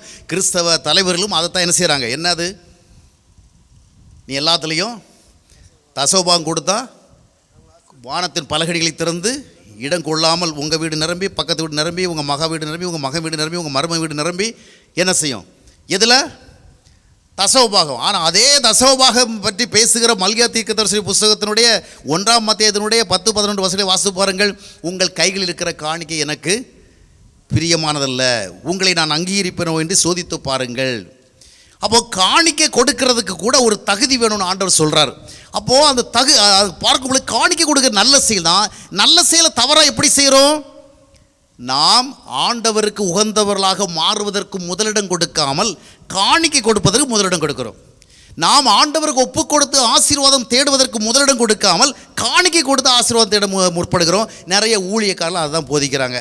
நீ எங்கே ரட்சிக்கப்பட போகிற, நீ எங்கே மனம் திரும்ப போகிற, நீ எங்கே நித்தியத்தை அடைய போகிற, நீ காணிக்கையாவது கொடுப்பா, காணிக்கையாவது கொடு. அதனால் இந்த காலத்தில் பார்த்திங்கன்னா தசோபாகம் நீண்ட காலமாக பிரசங்கம் பண்ணியிருக்கிறாங்க. இப்போ நிறைய ரொம்ப காலம் மக்களோடு ஒரு குறிப்பிட்ட உபதேசத்தை பேசுகிற பொழுது மக்களுக்கு போர் அடிச்சிடும். அதனால் இப்போ ஒரு புதிய கான்செப்ட் கொண்டு வந்திருக்கிறாங்க. புதுசில் ரொம்ப காலமாக இருக்குது, இப்போ அது கொஞ்சம் பரவலாகுது. என்ன கான்செப்ட் இது, அதாவது சீட் ஃபெய்த்னு சொல்லிட்டு விதைக்கிற தியரி. நீ எவ்வளோ விதைக்கிறியோ, விதைக்கிற நீ யார், எவர், விதைக்கிற உன்னுடைய பேக்ரவுண்ட் என்ன, உன்னுடைய மனநிலை, அது பற்றி மேட்ரு கிடையாது. 5 வச்சா 10, 10 வச்சா 20ன்னு முன்னாடி இந்த சில விளையாட்டுகள் உண்டு. 10 ரூபா வச்சா 20, 20 வச்சா 40, 40 வச்சா 80. அதை மாதிரி நீ எவ்வளோ விதைக்கிறியோ, நீ ஒரு கம்மலை விதைத்தால் உன் காதில் கிடக்கிற கம்மலை கழட்டி நீ விதைத்தால் உன் வீட்டில் உள்ள எல்லாருடைய காதலையும் கம்மல் வரும். உன் கழுத்தில் இருக்கிறதை கழட்டி நீ விதைத்தால் நீ கபோலில் நிறைய சேர்த்து வைக்கிற அளவுக்கு என்ன வரும், உனக்கு செயின் வரும். அதனால் ஒன்று போட்டிருந்தாலும் என்ன பண்ணிடு, கழட்டி போட்டுரு. விதைப்பு தியரி. ஆக எல்லா தியரி இருக்கட்டும், சரி. இப்போ நான் அதை நான் விளக்கம் கொடுக்க போனால் சப்ஜெக்டை விட்டு வெளியே போக வேண்டிய வந்துடும். எதற்கு சொல்ல வருகிறேன்னா, நல்ல செயல்களாக இருந்தாலும் அவைகளை நல்ல விதமாக செய்யவில்லை என்றால் அது கெட்ட செயலாக மாறி தேவனை கோபப்படுத்துகிற செயலாக மாறிவிடும். ஆராதனை நல்ல செயல் தான், ஆராதனை துதிக்கிற நல்ல செயல் தான், ஜெபிக்கிற நல்ல செயல் தான். இந்த நல்ல செயல்களெல்லாம் தேவனை கோபப்படுத்துகிற செயலாக மாறுகின்ற பைபிள் சொல்லுகிறது.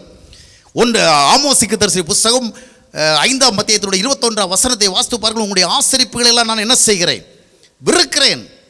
ஏசாயா தீர்க்கதரிசி புஸ்தகம் 1ஆம் அத்தியாயத்தினுடைய 10ஆம் வசனத்து 16ஆம் வசனங்கள் வாசித்து பார்க்கும் பொழுது உங்களுடைய பண்டிகை ஆசரிப்பு, உங்களுடைய ஓய்நாள் கொண்டாட்டம், உங்களுடைய காணிக்கைகள், உங்களுடைய எல்லா விதமான பக்தி நடவடிக்கைகள், all these things I hate, stop. உன் காணிக்கை எல்லாம் அவனுக்கு தேவையில்லை, கொண்டு வராதேன்னு சொன்னார். ஏன், எல்லாம் நல்ல விஷயங்கள், ஆல் ஆர் குட் திங்ஸ். நல்ல செயல்களாக இருந்தாலும் அந்த நல்ல செயல்கள் அதற்குரிய வழிகளிலே செய்யப்படவில்லை என்று சொன்னால் அவைகள் தேவனுடைய கோபத்திற்கு ஏதுவான செயலாக மாறிவிடும். எனவே ஊழியம் செய்தாலும் ஊழியத்திற்குரிய தகுதிகளோடு செய்ய வேண்டும். அல்லேலூயா. அடிப்படை தகுதிகளை குறித்து கவனிக்காதபடிக்கு வேதாகமத்தை குறித்து எனக்கு தெரிந்து கொண்டு பேச தெரியுங்கிற அடிப்படையில் செய்வோம்னு சொன்னால் அது தேவ கோபத்தை வரவழைக்கும். எனவே இது போன்ற காரியங்கள், 3 காரியங்களை பார்த்த. ஒன்று, மனதில் நிகழுகிற தவறுகள், சிந்தனைகளில் நிகழுகிற தவறுகள், நினைவுகளில் உருவாகிற தவறுகள். 2வதாக நம்முடைய சுபாவ ரீதியான தவறுகள். 3வதாக நம்முடைய செயல் ரீதியான தவறுகள். நாம் செய்கிற செயல்கள் நல்ல செயல்கள், ஆனால் அந்த நல்ல செயல்களை தவறான விதமாக என்ன செய்து அதனுடைய விளைவாக சோர்வுக்கு வழிவகுக்கிறோம். சரி, இவைகளெல்லாம் நம்முடைய வாழ்க்கையில் இருக்கிற தவறுகளினுடைய விளைவு. அப்போ முதலாவது சோர்வு நீங்க வேண்டும் என்றால் தவறுகள் நம்முடைய வாழ்க்கையில் இருக்கிறதா என்பதை என்ன செய்ய வேண்டும், சிந்தித்து பார்க்க வேண்டும். எரேமியா தீர்க்கதரிசி புஸ்தகம் 5ஆம் அத்தியாயத்துடைய 25ஆம் வசனத்தை வாசித்து பார்க்கும் பொழுது, உங்களுடைய அக்கிரமங்களல்லோ தேவனுடைய நன்மையை வரவிட்டாமல் தடுக்கிறது.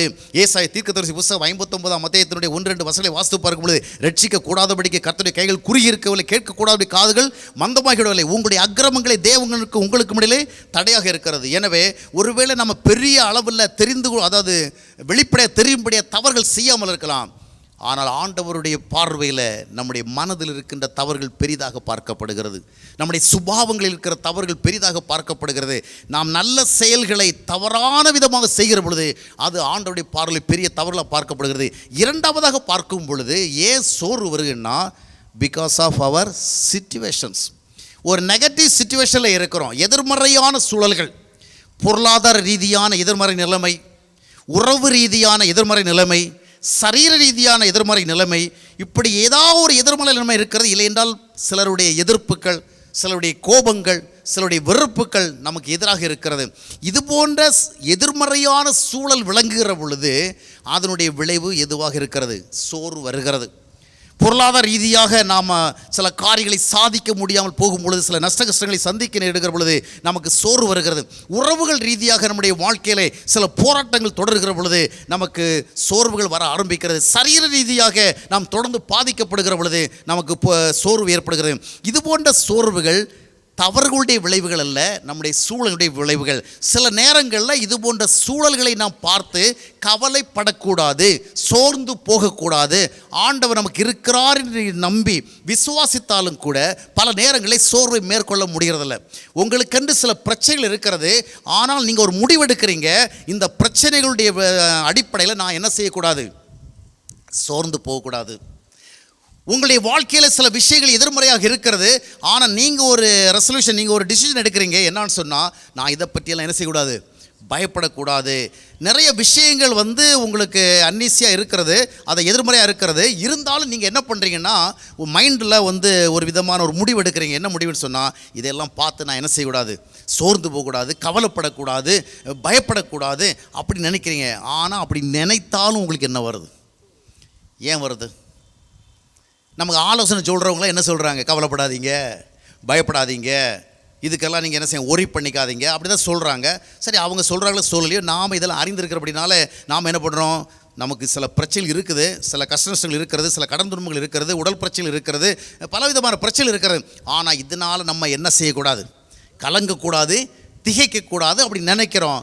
ஆனாலும் அந்த திகைப்பு வந்து கொண்டு தான் இருக்கிறது. நம்ம என்ன செய்தாலும் நம்மை அறியாமலே ஏதோ ஒன்று நம்முடைய மனதை அழுத்தி கொண்டே இருக்கிறது.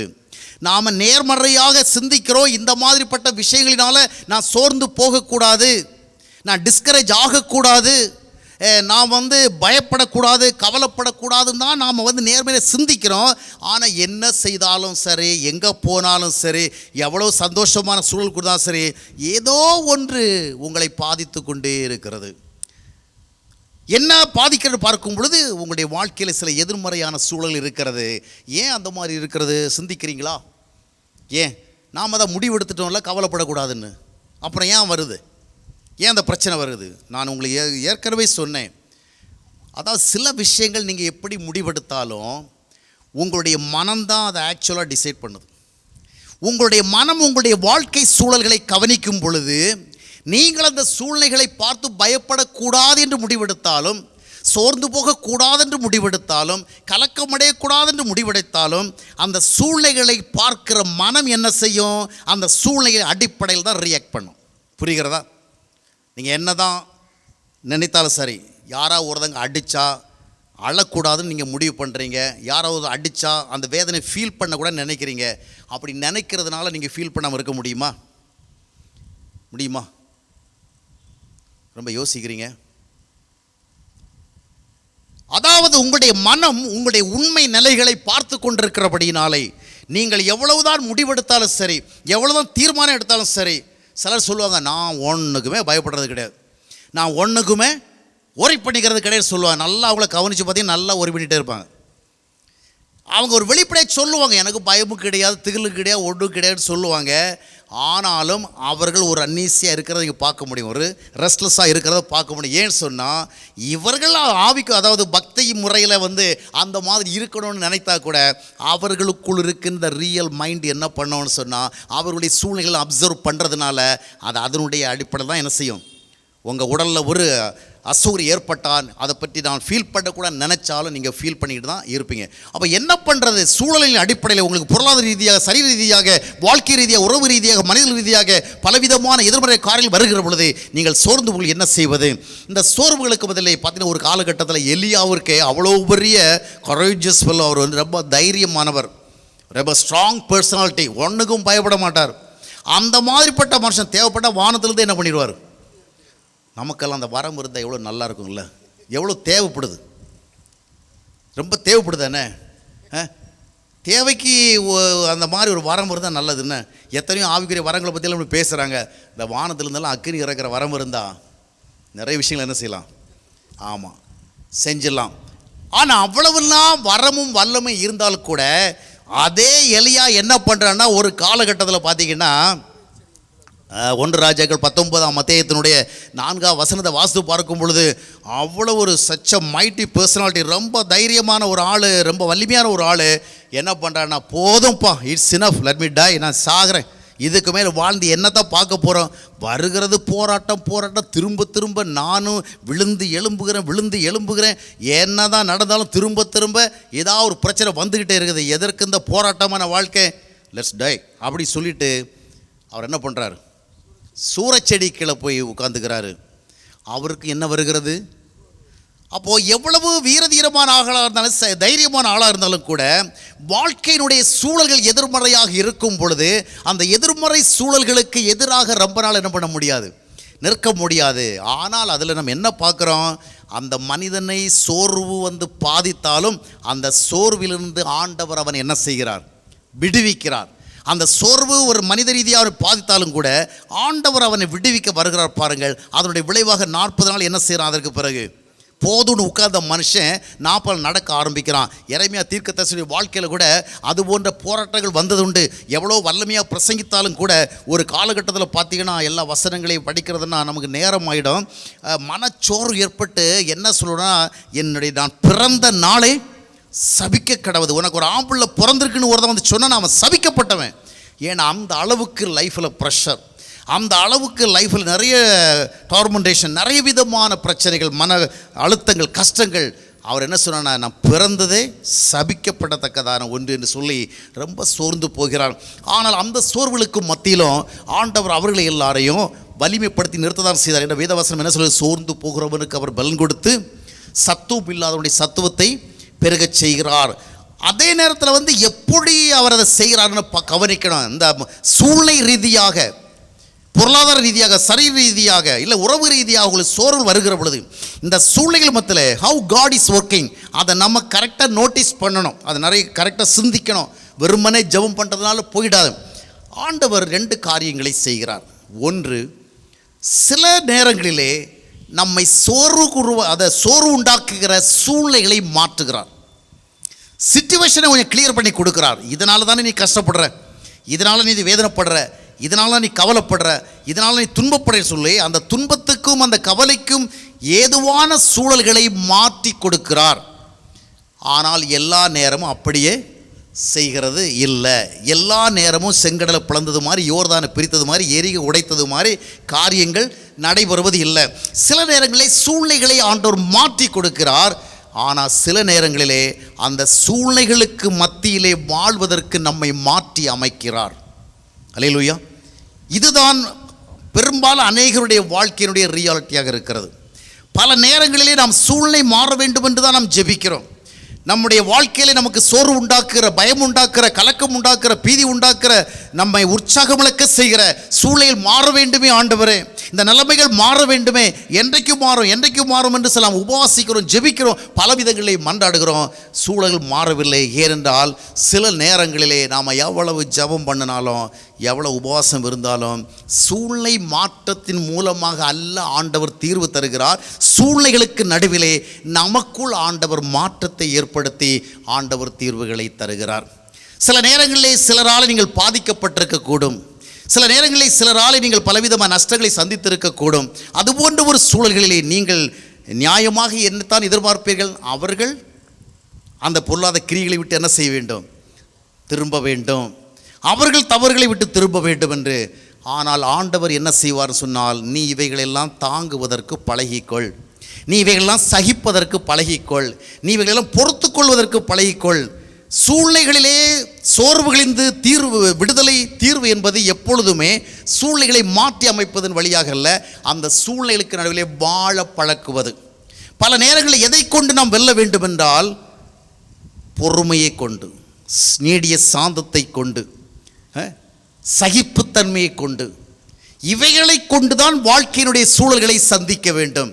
சில நேரங்களிலே ஆண்டவரால் மற்றவர்களை மாற்ற முடியாது. ஏனென்றால் அவருக்கு அங்கே அவர்களை மாற்றுவதற்கான அதிகாரம் இல்லை. புரிகிறதா? நாம் எவ்வளோ பேருக்காக ஜெபம் பண்ணுறோம் இல்லையா? எல்லாருடைய வாழ்க்கையிலும் ஏதாவது ஒரு விதத்தில் யாராவது ஒருவரால் சில பிரச்சனைகள் கஷ்டங்கள் வரும். அப்போ நாம் என்ன ஜெபம் பண்ணுறோம்? அவர்களை ஆண்டவரே நீர் மாற்ற வேண்டும், அவருடைய மனதை மாற்ற வேண்டும், அவருடைய குணத்தை மாற்ற வேண்டும், அவருடைய பொருளாதார செயலை மாற்ற வேண்டும் நம்ம செய்கிறோம். ஆனால் ஆண்டவர் அதை பண்ணுறதில்ல. அதுக்கு பதிலாக என்ன பண்ணுறாரு தெரியுமா? சகிப்பதற்கும் தாங்குவதற்கும் பொறுத்து கொள்வதற்கும் நம்மை மாற்றுகிறார். காரணம் என்னவென்று சொன்னால், நம்மை மாற்றுவதற்குத்தான் ஆண்டவருக்கு அதிகாரம் என்ற நம்மைத்தான் நாம் ஆண்டவர் ஒப்பு கொடுத்துருக்கிறோம். அல்லேலூயா. இவர் ஒரு அலுவலகத்தில் வேலை பார்க்குறாரு. அலுவலகத்தில் வேலை பார்க்குறாருடைய கொல்லிக்கு இன்னொருத்தர், அவரால் இவருக்கு நிறைய கஷ்டம் வருது. இவர் என்ன செய்கிறார்? நியாயமாக ஜெபம் பண்ணுறார். ஆண்டவரை, இவரால் எனக்கு ஏற்படுகிற பிரச்சனைகளிலிருந்து, இவரால் எனக்கு ஏற்படுகிற மன கஷ்டத்திலிருந்து எனக்கு விடுதலை வேணும். அவரை டிரான்ஸ்ஃபர் பண்ணி விடும். இல்லைன்னு சொன்னால் அவரை என்ன செய்யும்? அவருடைய மனசை மாற்றணும்னு ஜெபம் பண்ணுறார். டிரான்ஸ்ஃபர் பண்ணுறதுக்கு வாய்ப்பு இல்லைன்னு சொன்னால் அவருக்கு ஒரு நல்ல மனசை கொடும், அவருக்கு ஒரு நல்ல எண்ணத்தை கொடும். ஆனால் அது நடக்கவே மாட்டேங்குது. காரணம் என்ன? இவர் தான் ஆண்டவருக்கு தன்னை ஒப்பு கொடுத்திருக்கிறார். அவர் தன்னை ஆண்டவருக்கு ஒப்பு கொடுக்கவில்லை. தன்னுடைய வாழ்க்கையை ஒப்பு கொடுக்காத ஒரு மனிதனுடைய இருதயத்தை ஆண்டவர் மாற்றி அந்த சுபாவங்களை இவருக்கு ஆதரவு பண்ண மாட்டார். யார் தன்னுடைய வாழ்க்கையை ஒப்பு கொடுத்திருக்கிறார்களோ அவர்களுடைய இருதயங்களை தான் என்ன செய்வார்? மாற்றுவார். நான் அநேக ஆண்டுகளுக்கு முன்பாக ஒரு கூடுகையில் எங்கிட்ட கேள்விப்பது நிகழ்ச்சியில் ஒருத்தங்க கேட்டாங்க, ஒரு குடும்பத்தில் பிரச்சனை வந்தால் யாருங்க பொறுத்து போகணும், கணவனா மனைவியா? சரி, இப்போ நீங்களே அதுக்கு பதில் சொல்லுங்களா? இன்னும் கொஞ்ச நேரம் இருக்குது. ஆமாம், ஆண்களெல்லாம் நினைப்பாங்க மனைவிகள் தான் என்ன செய்யணும்? பொறுத்து போகணும். பெண்களை நினைப்பாங்க இதே எங்களுக்கு பிழைப்பா போச்சு, எப்போ பார்த்து நாங்களே பொறுத்து போகணுமா?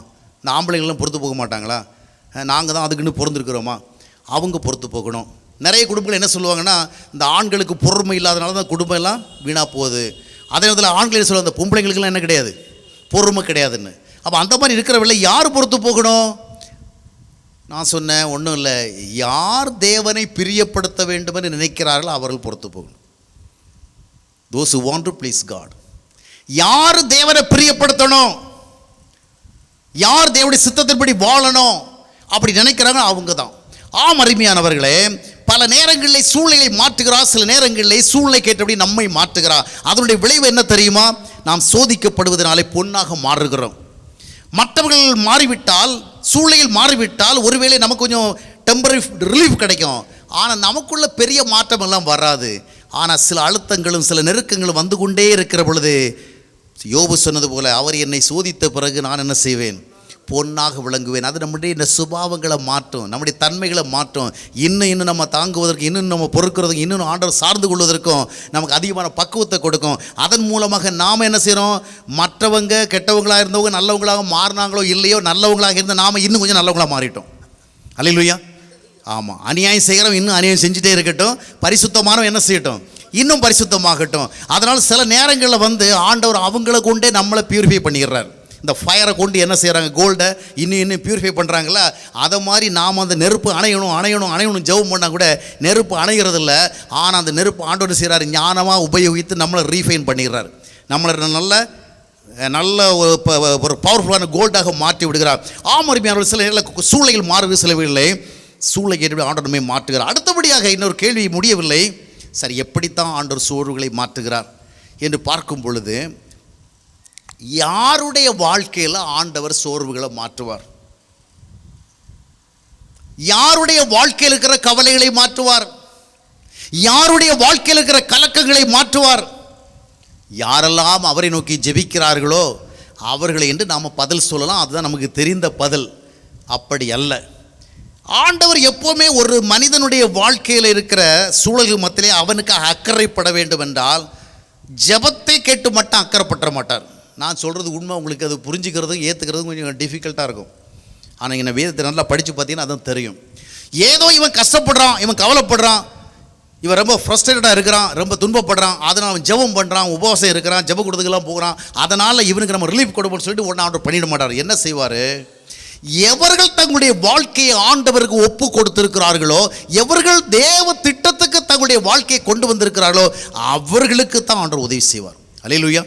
நான் ஜெபம் பண்ணுவேன், அதனால் நீ எனக்கு டெலிவரன்ஸ் கொடுக்கணும், நான் உபவாசம் இருப்பேன், டெலிவரன்ஸ் கொடுக்கணும், நான் ஜெப கூட்டத்துக்கு போவேன், உபவாச கூட்டத்துக்கு போவேன், இல்லைன்னு சொன்னால் பவர்ஃபுல்லான ஊழியக்காரர் அழைச்சி ஜெபம் பண்ணுவேன், எனக்கு டெலிவரன்ஸ் கொடுங்க. இல்லை, ஆண்டவர் உங்களுக்கு நன்மை செய்ய வேண்டும் என்றால், உங்களுடைய பிரச்சனை விடுதலைக்க வேண்டும் என்றால், உங்களுடைய மனச்சோர்களை மாற்ற வேண்டும் என்றால், உங்களுடைய மனக்கலங்களை நீக்க வேண்டும் என்றால், முதலாவது உங்களுடைய வாழ்க்கை தேவனுடைய திட்டத்துக்கு பயன்பட வேண்டும்.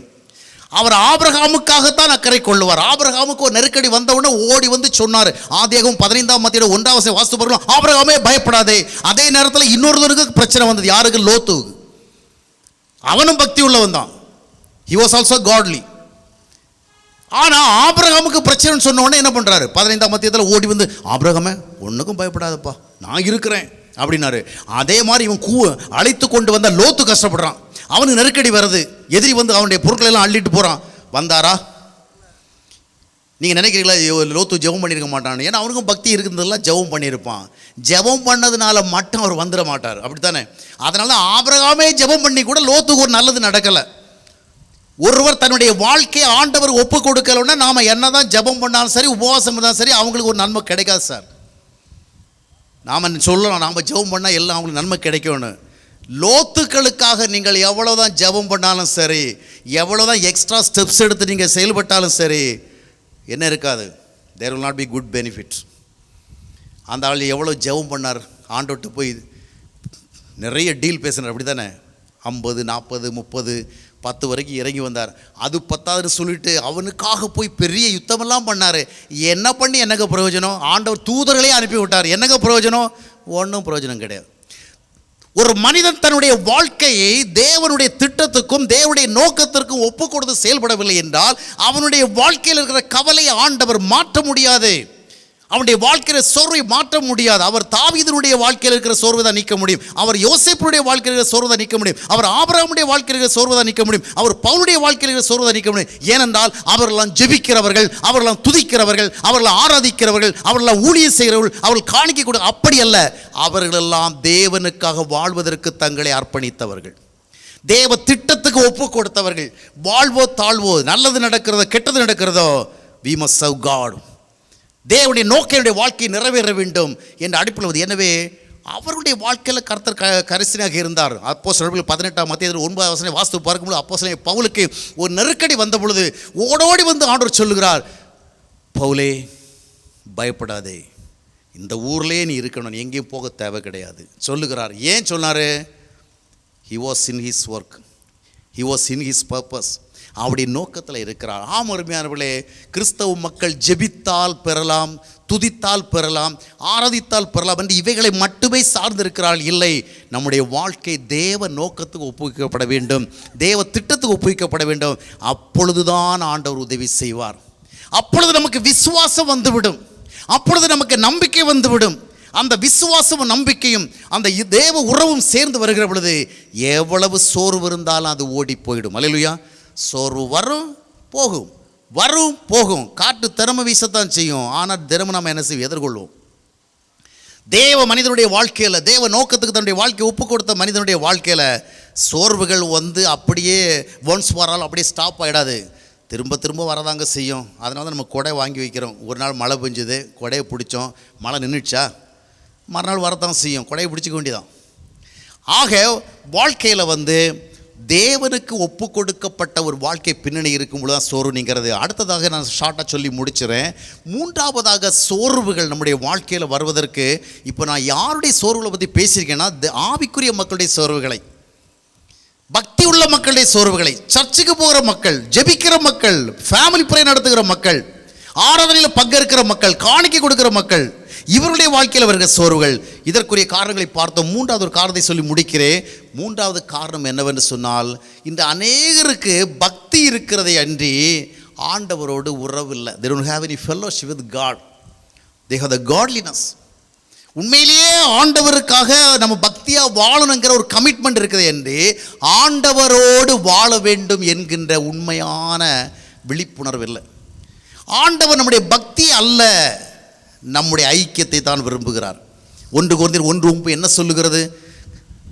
இயேசு கிறிஸ்துவோடு ஐக்கியமாக இருப்பதற்குத்தான் நாம் அழைக்கப்பட்டிருக்கிறோம். இந்த ஐக்கியமாக இருப்பதற்கு தான் பரிசுத்த ஆவி கொடுக்கப்பட்டு, அதைத்தான் ரோமர் 8:10 சொல்லுகிறது, அப்பா பிதாவை என்று கூப்பிடத்தக்கதான புத்திர சுவிகாராவே. அருமையானவர்களே, அநேகர் எவ்வளோ ஜெபம் பண்ணியும், பைபிள் படித்தோம், ஃபேமிலி ப்ரேயர் பண்ணியும், நிறைய விசுவாசத்தில் ரொம்ப நிறைய கிளைம் பண்ணியும், வாழ்க்கையில் பதட்டங்களும் கலக்கங்களும் கவலைகளும் பயங்களும் தொடர்ந்து வந்து கொண்டிருக்கிற காரணம் என்னவென்று சொன்னால், they don't have the right fellowship with God. ஆண்டவருடைய உறவை தேடுங்கள், ஐக்கியத்தை தேடுங்கள், அவருடைய பிரசன்னத்தை தேடுங்கள். நிறைய இடத்துல பக்தி இருக்குது, இன்னும் ஒரு குறிப்பிடத்தில் போய் பார்த்தீங்கன்னா நல்ல பரவசமே இருக்கு. ஆராதிக்கிற வேளையில் ரொம்ப இமோஷனலாக ஆராதிக்கிறாங்க, ரொம்ப வைப்ரண்டாக ஆராதிக்கிறாங்க, நல்ல டைனமிக்காக எனர்ஜெட்டிக்காக ஆரம்பிக்கிறாங்க. ஆராதிக்கும் பொழுது பரிசுத்தாவி உணர்ந்தது போல ஃபீல் பண்ணுறாங்க, ஆரவாரமாக ஆராதிக்கிறாங்க, உற்சாகமாக ஆராதிக்கிறாங்க.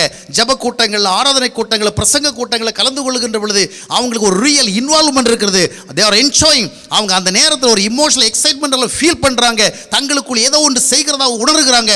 ஆவியில் நிரம்புகிறதை போல, அபிஷேகத்தில் நிரம்புகிறது போல, அக்கினியை உணர்கிறது போல எல்லாம் ஃபீல் பண்ணுறாங்க. ஆனால் அந்த களத்தை விட்டு கடந்து அடுத்த பகுதி செல்லுகிற பொழுது, தங்களுடைய குடும்ப சூழலுக்கு செல்லுகிற பொழுது, தங்களுடைய வியாபார சூழல் செல்லுகிற பொழுது, தங்களுடைய பொருளாதார சூழல் செல்லுகிற பொழுது, சமுதாய சூழல் சொல்லுகிற பொழுது பழைய நிலவரம் மாறல, மறுபடியும் அதே சோர்வு. ஆரவாரமான ஆராதனை, உற்சாகமான ஆராதனை, ஆவியில் நிறைந்த ஆராதனை, ஆனால் வாழ்க்கையிலோ அமைதி இல்லை, வாழ்க்கையிலோ சந்தோஷம் இல்லை, வாழ்க்கையிலோ நிம்மதி இல்லை. காரணம் என்னவென்றால், பரவசமான ஆராதனைகள் நம்முடைய சோர்வுகளை போக்கிவிடாது. கொஞ்ச நேரம் அந்த இடத்துல இருக்கும் பொழுது போகும், அந்த இடத்தை விட்டு கடந்து வந்த பிறகு போகாது. அப்படி போக வேண்டும் என்றால் எங்கும் இருப்பது தேவ ஐக்கியம். அல்லேலூயா. ஆராதனை ஒரு குறிப்பிட்ட இடத்துல, குறிப்பிட்ட நாளில், ஒரு குறிப்பிட்ட நேரத்தில் மட்டும்தான். ஆண்டவரோ ஹீஸ் எவரிவேர். திருச்சபைகளிலே மட்டுமே பரவசத்தை உணர்ந்து, ஜப கூட்டங்களிலே மட்டுமே பரவசத்தை உணர்ந்து, இது போன்ற கூட்டங்களிலே மட்டும் பரவசத்தை உணர்ந்து வாழ்வோம்னு சொன்னால் சோர்வு நீங்காது. தேவ ஐக்கியம் வேணும். தேவ ஐக்கியம் மட்டுமல்ல, நீங்கள் தேவ ஐக்கியத்தின் மூலமாக டெலிவரன்ஸை தேடணும். இன்றைக்கி நிறைய கிறிஸ்தவ மக்களுக்கு அதை மட்டும் சொல்லி முடிக்கிறேன், டைம் நிறைய போயிடுச்சுது. தேவ ஐக்கியத்தை தேடுகிறத பற்றி நான் சொல்கிறேன். டெலிவரன்ஸ் வரணுங்கிறவள்ள இன்றைக்கி நிறைய பேர் என்ன பண்ணுறாங்கன்னா, மனசுக்கு நிம்மதி இல்லையா, ஒரு சோர்வு வருதா, ஒரு சஞ்சலம் வருதா, ஒரு பயம் வருதா, அதை நீக்குகிறதற்கான ஆக்டிவ் ஸ்டெப்ஸ் எடுக்காமல் தே ட்ரை டு ஹைட், அதை மறைக்க விரும்புகிறாங்க. இதை ஒரு பெயின் கில்லர் எஃபெக்ட் கொடுக்கும்படியான சில காரியங்களை செய்ய விரும்புகிறாங்க. இல்லை, நிறைய பேர் பார்த்தீங்கன்னா ஏதாவது கஷ்டம் பிரச்சனை சோர்வுனா கிறிஸ்தவ பாடலை கேட்டுக்கொண்டே இருக்கிறது. காலையிலேருந்து நைட்டு வரைக்கும் இந்த டிவியில், இந்த யூடியூப்பில், இல்லை ஃபோனில், எல்லாரும் ஃபோன்லேயும் இப்போ என்ன இருக்குது, எல்லா பாடல்களையும் கேட்குற வசதி இருக்குது. அதனால் இவங்க இரவும் பகலும் இந்த பாடலை கேட்டுக்கொண்டே இருக்கிறது. சிலர் என்ன பண்ணுவாங்கன்னா, எங்கே ஜப கூட்டாலும் போயிட்டே இருக்கிறது. சிலர் எங்கே ஆறுதனாலும் போயிட்டு இருக்கிறது. எதற்கு தெரியுமா? தங்களுக்குள் இருக்கிற இன்டர்னல் ஸ்ட்ரகிள்ஸை மறைக்கிறது, அதை நீக்கிறது இல்லை, எராடிகேட் பண்ணுறதுக்கு இல்லை, அதை தாங்களுக்கு உணராதபடிக்கு மறைக்கிறது. இதற்கும் மதுபான அருந்துறதுக்கும் வித்தியாசம் கிடையாது. அவனும் என்ன பண்ணுறான்னா, தன்னுடைய வாழ்க்கையில் இருக்கிற சூழ்நிலை மத்தியில் கொஞ்சம் நெருக்கப்பட்டு என்ன பண்ணுறான், ஏதோ கொஞ்சம் ட்ரிங்க்ஸ் போட்டு ஒரு சடன் டியூரேஷனுக்கு அவன் என்ன செய்கிறான், அந்த சூழ்நிலை மறக்கிறான். அதனுடைய எஃபெக்ட் குறைஞ்ச விட மறுபடியும் அது என்ன செய்யும், தலையை காட்டும். அதுபோல் இன்றைக்கு நிறைய பேர் கிறிஸ்தவ பாடல்களை கேட்டுக்கொண்டே, இல்லைன்னா கிறிஸ்தவ நம்பிக்கை ஊட்டும் பிரசங்கங்களை கேட்டுக்கொண்டே இருக்கிறது. நம்பிக்கை ஊட்டும் பிரசங்கள் வேணும், நல்லதுதான், பாடல் வேணும், ஆனால் பி கேர்ஃபுல். இவைகளை கொண்டு உங்களுடைய பயத்தை, கலக்கத்தை, பதட்டத்தை, சோர்வை மறைக்காதிருங்கள், அவைகள் நீங்குகிறதா பாருங்கள். பாடல்கள் மூலமாக தீர்வுகளை தேடாதிருங்கள். கிறிஸ்தவ பாடல்களை கேட்டுக்கொண்டே இருக்கிறதுனால உங்களுடைய துன்பமெல்லாம் ஓடிடாது. துதித்து கொண்டே இருந்தாலும் துன்பமெல்லாம் கூட பைபிள் அப்படி உங்களுக்கு சொல்லலை. நீங்கள் துதித்து கொண்டே இருந்தால் போதும், எரிகோ கோட்டையெல்லாம் உடஞ்சி விழுந்துடணும். பைபிளில் சொல்லவே இல்லை எரிகோ கோட்டையெல்லாம் துதித்தா விழுவணும். நம்ம ஆளுகளே சொல்லிட்டு கிடக்குறாங்க. Wrong interpretation. நான் என்ன சொல்லுகிறேன்னா, உங்கள் வாழ்க்கையில் இருக்கிற சோர்வு, பதட்டம், கலக்கம் போகணும்னா துதித்து கொண்டே இருக்கிறதில்ல, வாக்குத்தத்தங்களை நினைவுகூர்ந்து பேசிக்கொண்டே இருக்கிறதில்ல. இதெல்லாம் நமக்கு இந்த காலங்களில் அநேகர் கண்டுபிடித்து கொண்ட ஆர்டிஃபிஷியல் வேஸ். எல்லாம் வேணுங்க, துதிங்க, வாக்குத்தத்தம் நினைவு கூறுங்க, எல்லாம் விசுவாசத்தை உபயோகப்படும். ஆனால் சோர்வுகளுக்கு டெலிவரன்ஸ் எப்படி வரும், சொல்யூஷன் எப்படி வரும்னா, have a talk with God. ஆண்டவர்கிட்ட பேசுங்க. இந்த பாடல்களையே கேட்டுக்கிட்டு இல்லைன்னா பாடல்களையே பாடிக்கிட்டு, நம்ம பாடினா உடனே ஒரு உற்சாகம் வர மாதிரி நிறைய பாடல் இருக்குது. அதை கேட்டுக்கிட்டு இருந்தால் அப்படியே நம்ம சூழ்நிலையை மறக்கிற மாதிரி நிறைய கிறிஸ்தவ பாடல் இருக்குது. இதுவே நமக்கு ஒரு ஆல்கஹால் மாதிரி மாறிடக்கூடாது. இதுவே ஒரு போதைப் பொருளாக மாறிடக்கூடாது. Be careful. வேண்டாம் நான் சொல்ல வரல, நானும் பாடுறேன், அதுக்காக சொல்ல வரல. ஆனால் பாடல்கள் மூலமாக உங்களுடைய உண்மை நிலைகளை மறப்பதல்ல ஆன்மீகம். நம்பிக்கை ஒட்டு பிரசங்கள் மூலமாக உங்களுடைய உண்மை நிலையை மறப்பதல்ல.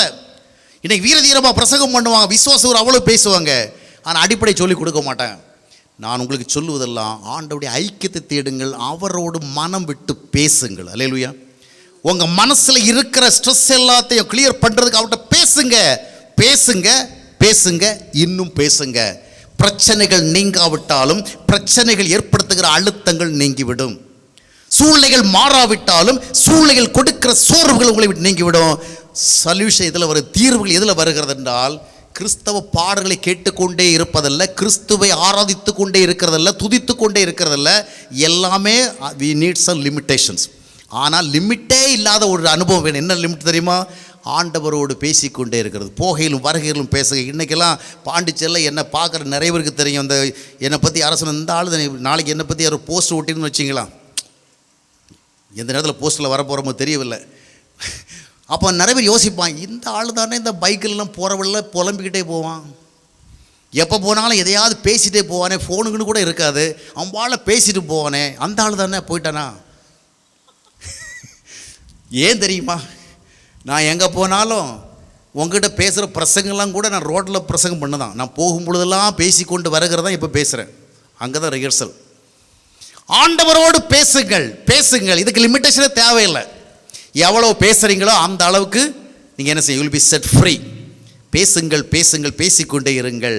உங்களுடைய மனதை சொல்லுங்கள், உங்கள் வீக்னஸை சொல்லுங்கள், உங்கள் பிரச்சனையை சொல்லுங்கள், உங்கள் சூழ்நிலை சொல்லுங்கள், உங்களுடைய கோபத்தை சொல்லுங்கள், உங்கள் அதிருப்தியை சொல்லுங்கள், உங்களுடைய ஃப்ரஸ்ட்ரேஷனை சொல்லுங்கள். உங்கள் மனதில் உணர்கிறத எதை சொன்னால் நெகட்டிவாக தான் ஒன்று சொல்லுங்கள். ஆண்டவர் மேலே கோபம் வந்து, ஆண்டவரை எனக்கெல்லாம் உன் மேலே ரொம்ப கோபம் வருது, எனக்கு ரொம்ப வருத்தம் வருது சொல்லுங்கள். ஒன்றும் தப்பு கிடையாது. மற்றவங்கிட்ட போய் சொல்லாதீங்க, ஆண்டவர்கிட்ட போய் சொல்லுங்கள், சொல்லுங்கள், சொல்லுங்கள். நிச்சயமாக யூ வில் ஃபைண்ட் சொல்யூஷன். உங்கள் சோர்வுகள் நீங்கும், உங்களுடைய மனப்பிரச்சனைகள் நீங்கும், உங்களுடைய கலக்கங்கள் நீங்கும், உங்களுடைய பதட்டங்கள் நீங்கும். ஆண்டவரோடு பேசி கொண்டிருக்கிற மனிதன், ஆண்டவரோடு பழகி கொண்டிருக்கிற ஒரு மனிதன் எந்த ஒரு சூழலிலும் சோர்வுகளிலிருந்து விலகி அவன் வெற்றி அடைவான். என்றால் எலியாக்கள் எப்பொழுதுமே சோர்ந்து போவதற்கு அனுமதிக்கப்படுவதில்லை. சோர்வுகள் வரும், ஆண்டவர் மறுபடியும் அவனை தூக்கி நிறுத்தி கழுகுகளைப் போல பறக்க வைப்பார், 40 நாள் நடக்க வைப்பார். உங்களுக்கும் அதை செய்வார். எனவே சோர்ந்து போகாதபடிக்கு ஆண்டவருடைய சமூகத்திலே நீங்கள் பேசி வெற்றி காணுங்கள். கர்த்தர் உங்களை ஆசீர்வதிப்பாராக. கண்களை மூடி நாம் ஜெபிக்க முன் வருவோம். நம்முடைய வாழ்க்கையிலும் இது போன்ற சோர்வுகள் சூழல்கள் இருக்கிறதென்றால் அவைகளை இந்த நேரத்தில் நாம் நினைப்போம். இவைகளுக்கு தீர்வு வெறும் ஜெபங்கள் அல்ல, வெறும் விசுவாசங்கள் அல்ல, வெறும் ஆராதனைகள் அல்ல, வெறும் துதிகள் அல்ல. இவைகளுக்கு தீர்வுகள் அடிப்படையில் என்ன செய்ய வேண்டுமோ அவைகளை செய்யணும். ஒரு நிமிடம் நம்ம யாவரும் எழுந்து நிற்போம். எழுந்து நின்று ஆண்டவருடைய சமூகத்தில் நம்மை முழுமையாக ஒப்பு கொடுத்து நம்முடைய வாழ்க்கையில சூழ்ந்திருக்கிற சோர்வுகளும் பதட்டங்களும் கலக்கங்களும் அழுத்தங்களும் எல்லா விதமும் டிப்ரெஷன், எல்லா விதமும் ஸ்ட்ரெஸ் எல்லாம் நீங்கி போகும்படியாக எவைகளை நாம் ஆண்டவருடைய கிருபை கொண்டு செய்ய வேண்டுமோ அவைகளை செய்ய ஒப்பு கொடுப்போம். நிச்சயமாக ஆண்டவர் பெரிய காரியங்களை செய்வார். கண்களை மூடி கேட்ட செய்தியை ஒரு நிமிஷம் மனசுக்கு கொண்டு வருவோம். பிரியமானவர்களே, இப்படிப்பட்ட செய்திகள் நமக்கு எளிதாக கிடைப்பதில்லை. ஆழமான வேத வார்த்தைகள், உண்மையான வேத வார்த்தைகள், உண்மையான விடைகளை கொடுக்கக்கூடிய வேத வார்த்தைகள், ஜபம், உபவாசம், ஜபக்கூடுகைகள். ஆனால் மனதிலே மாறாத தவறுகள், சுவாபங்களிலே தேவன் மாற்றச் சொல்லியும் மாற்றிக்கொள்ள விரும்பாத சுவாபங்கள், மன்னிக்காத தன்மைகள், கசப்புகள், வேர்கொண்டு எழுந்திருக்கிற கசப்புகள், செயல்கள், தீமைகளை செய்வதில்லை, ஆனால் நல்ல செயல்களையே தகாத விதத்திலே செய்து தீமையாக மாற்றிக்கொள்கிறோம். எனக்கு அருமையானவர்களே, நம்மை நாம் ஆராய்ந்து பார்க்கிற ஒரு நேரம். நமது மனதை வெறும் உணர்வடைவதல்ல, சரி செய்ய முன் வருகிறோமா? இந்த 3ஆம் நாள் கடைசி நாள் கூட்டத்தில் ஆண்டவர்கிட்ட கேட்போம், ஆண்டவர் நாங்கள் வெறும் உணர்வடைவதல்ல ஆண்டவரே, பாவ உணர்வடைவதல்ல, அதை சரி செய்து அதை விட்டு விட்டு இரக்கம் பெறுகிற அந்த பாக்கியத்தை எங்களுக்கு தாரும் ஆண்டவர் என்று கேட்போமா? எதிர்மறையான சூழல்கள் சில நேரங்களிலே மாற்றப்படலாம். ஆனால் அதிகமான நேரங்களிலே சூழல்களுக்கு ஏற்றாற்போல் தேவன் நம்மை மாற்றி அமைக்கிறார். பொறுமை, சாந்தம், சகிப்பு இவைகள் நம்மை பொன்னாக விளங்க செய்கிறது. கஷ்டமா இருக்கு, சகிக்கிறது கஷ்டமா இருக்கு பிரதர், பொறுத்து கொள்றது முடியாத காரியமா இருக்கு பிரதர். ஆனால் தேவ ஆவியினால் நிரம்பினவர்களுக்கு மாத்திரமே இது சாத்தியமாகிறது. அது மற்றவர்களை மாற்றுகிறதோ இல்லையோ, நம்மை மாற்றுகிறது, பொன்னாக விளங்க செய்கிறது. தேவ திட்டத்திலே, தேவ நோக்கத்திலே இணைந்து செயல்படக்கூடிய சோர்வை நீக்குவதற்குத்தான் தேவன் ஓடோடி வருவார். வெறுமனே ஜெபிக்கிறவர்கள், காணிக்கை கொடுக்கிறவர்கள், ஆராதிக்கிறவர்கள் அல்ல, தேவனுக்காக செயல்படுகிறவர்கள், தேவ திட்டத்திலே நோக்கத்திலே தங்களை இணைத்து கொண்டவர்கள், அவர்களுடைய வாழ்க்கையிலே சோர்வை நீக்கி தேவன் நம்மை வாழ வைப்பார். எலியாக்களின் சோர்வுகளை தேவன் நீக்குவார். லோத்துக்களின் சோர்வுகளை தேவன் கண்டுகொள்வதில்லை. லோத்துக்களுக்காக ஆபிரகாம்கள் ஏறெடுக்கிற ஜெபங்களுக்கு தேவன் கவனிப்பதில்லை. தேவன் இரக்கம் உள்ளவராச்சே, கிருபை உள்ளவராச்சே, எல்லாரையும் நேசிக்கிறார்னு சொல்றோமே, ஆனால் லோத்துக்களுக்காக ஏறெடுக்கப்பட்ட ஜெபங்கள் கேட்கப்படவில்லை. ஆபிரகாமுக்காக ஓடோடி வந்து நின்ற ஆண்டவர். எனக்கு அருமையானவர்களே,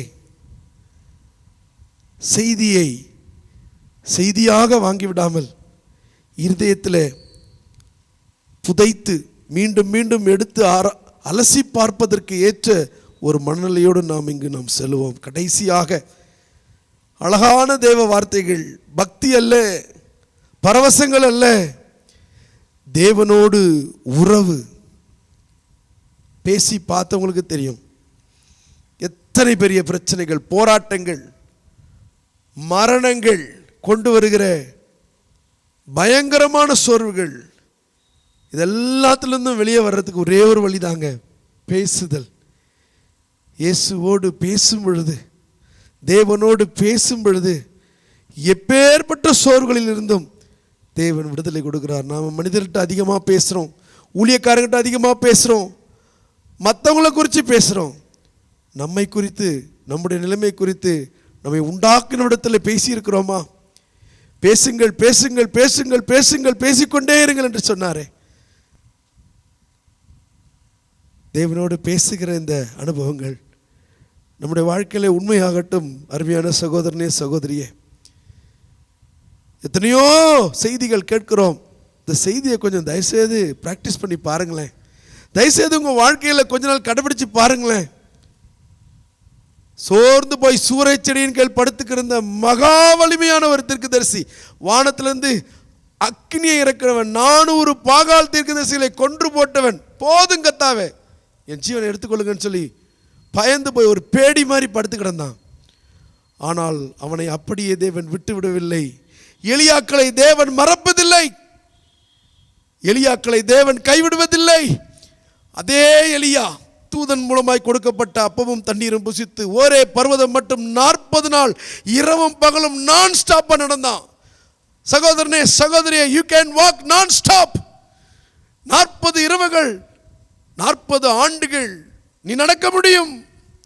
தேவன் உன்னோடு கூட நடக்க முடியும். தேவன் உன்னை பலப்படுத்த முடியும். எலியாக்களை தேவன் பலப்படுத்த முடியும்.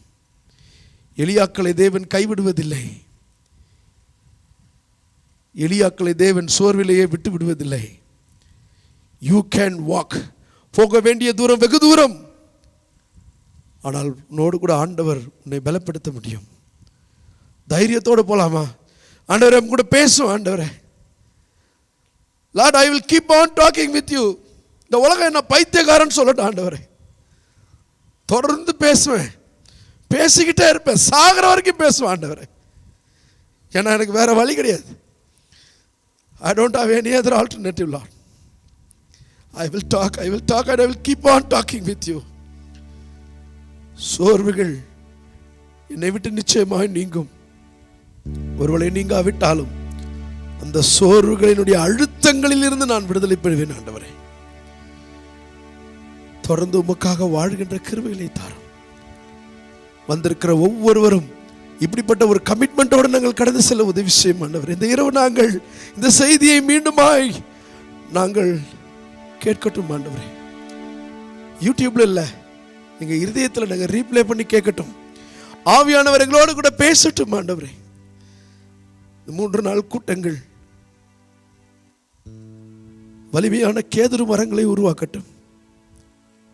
பொறுப்பெடுத்துக் கொள்ளும். இயேசுவின் மூலமே ஜெபிக்கிறோம் நல்ல பிதாவே, ஆமென். அன்பானவர்களே, ஜீவ நீரோடை யூடியூப் சேனலை சப்ஸ்கிரைப் செய்திடுங்கள். சப்ஸ்கிரைப் பட்டனை கிளிக் செய்து பெல் சின்னத்தையும் கிளிக் செய்து தினமும் புத்தம் புதிய தேவ செய்திகளை உடனுக்குடன் பெற்றிடுங்கள்.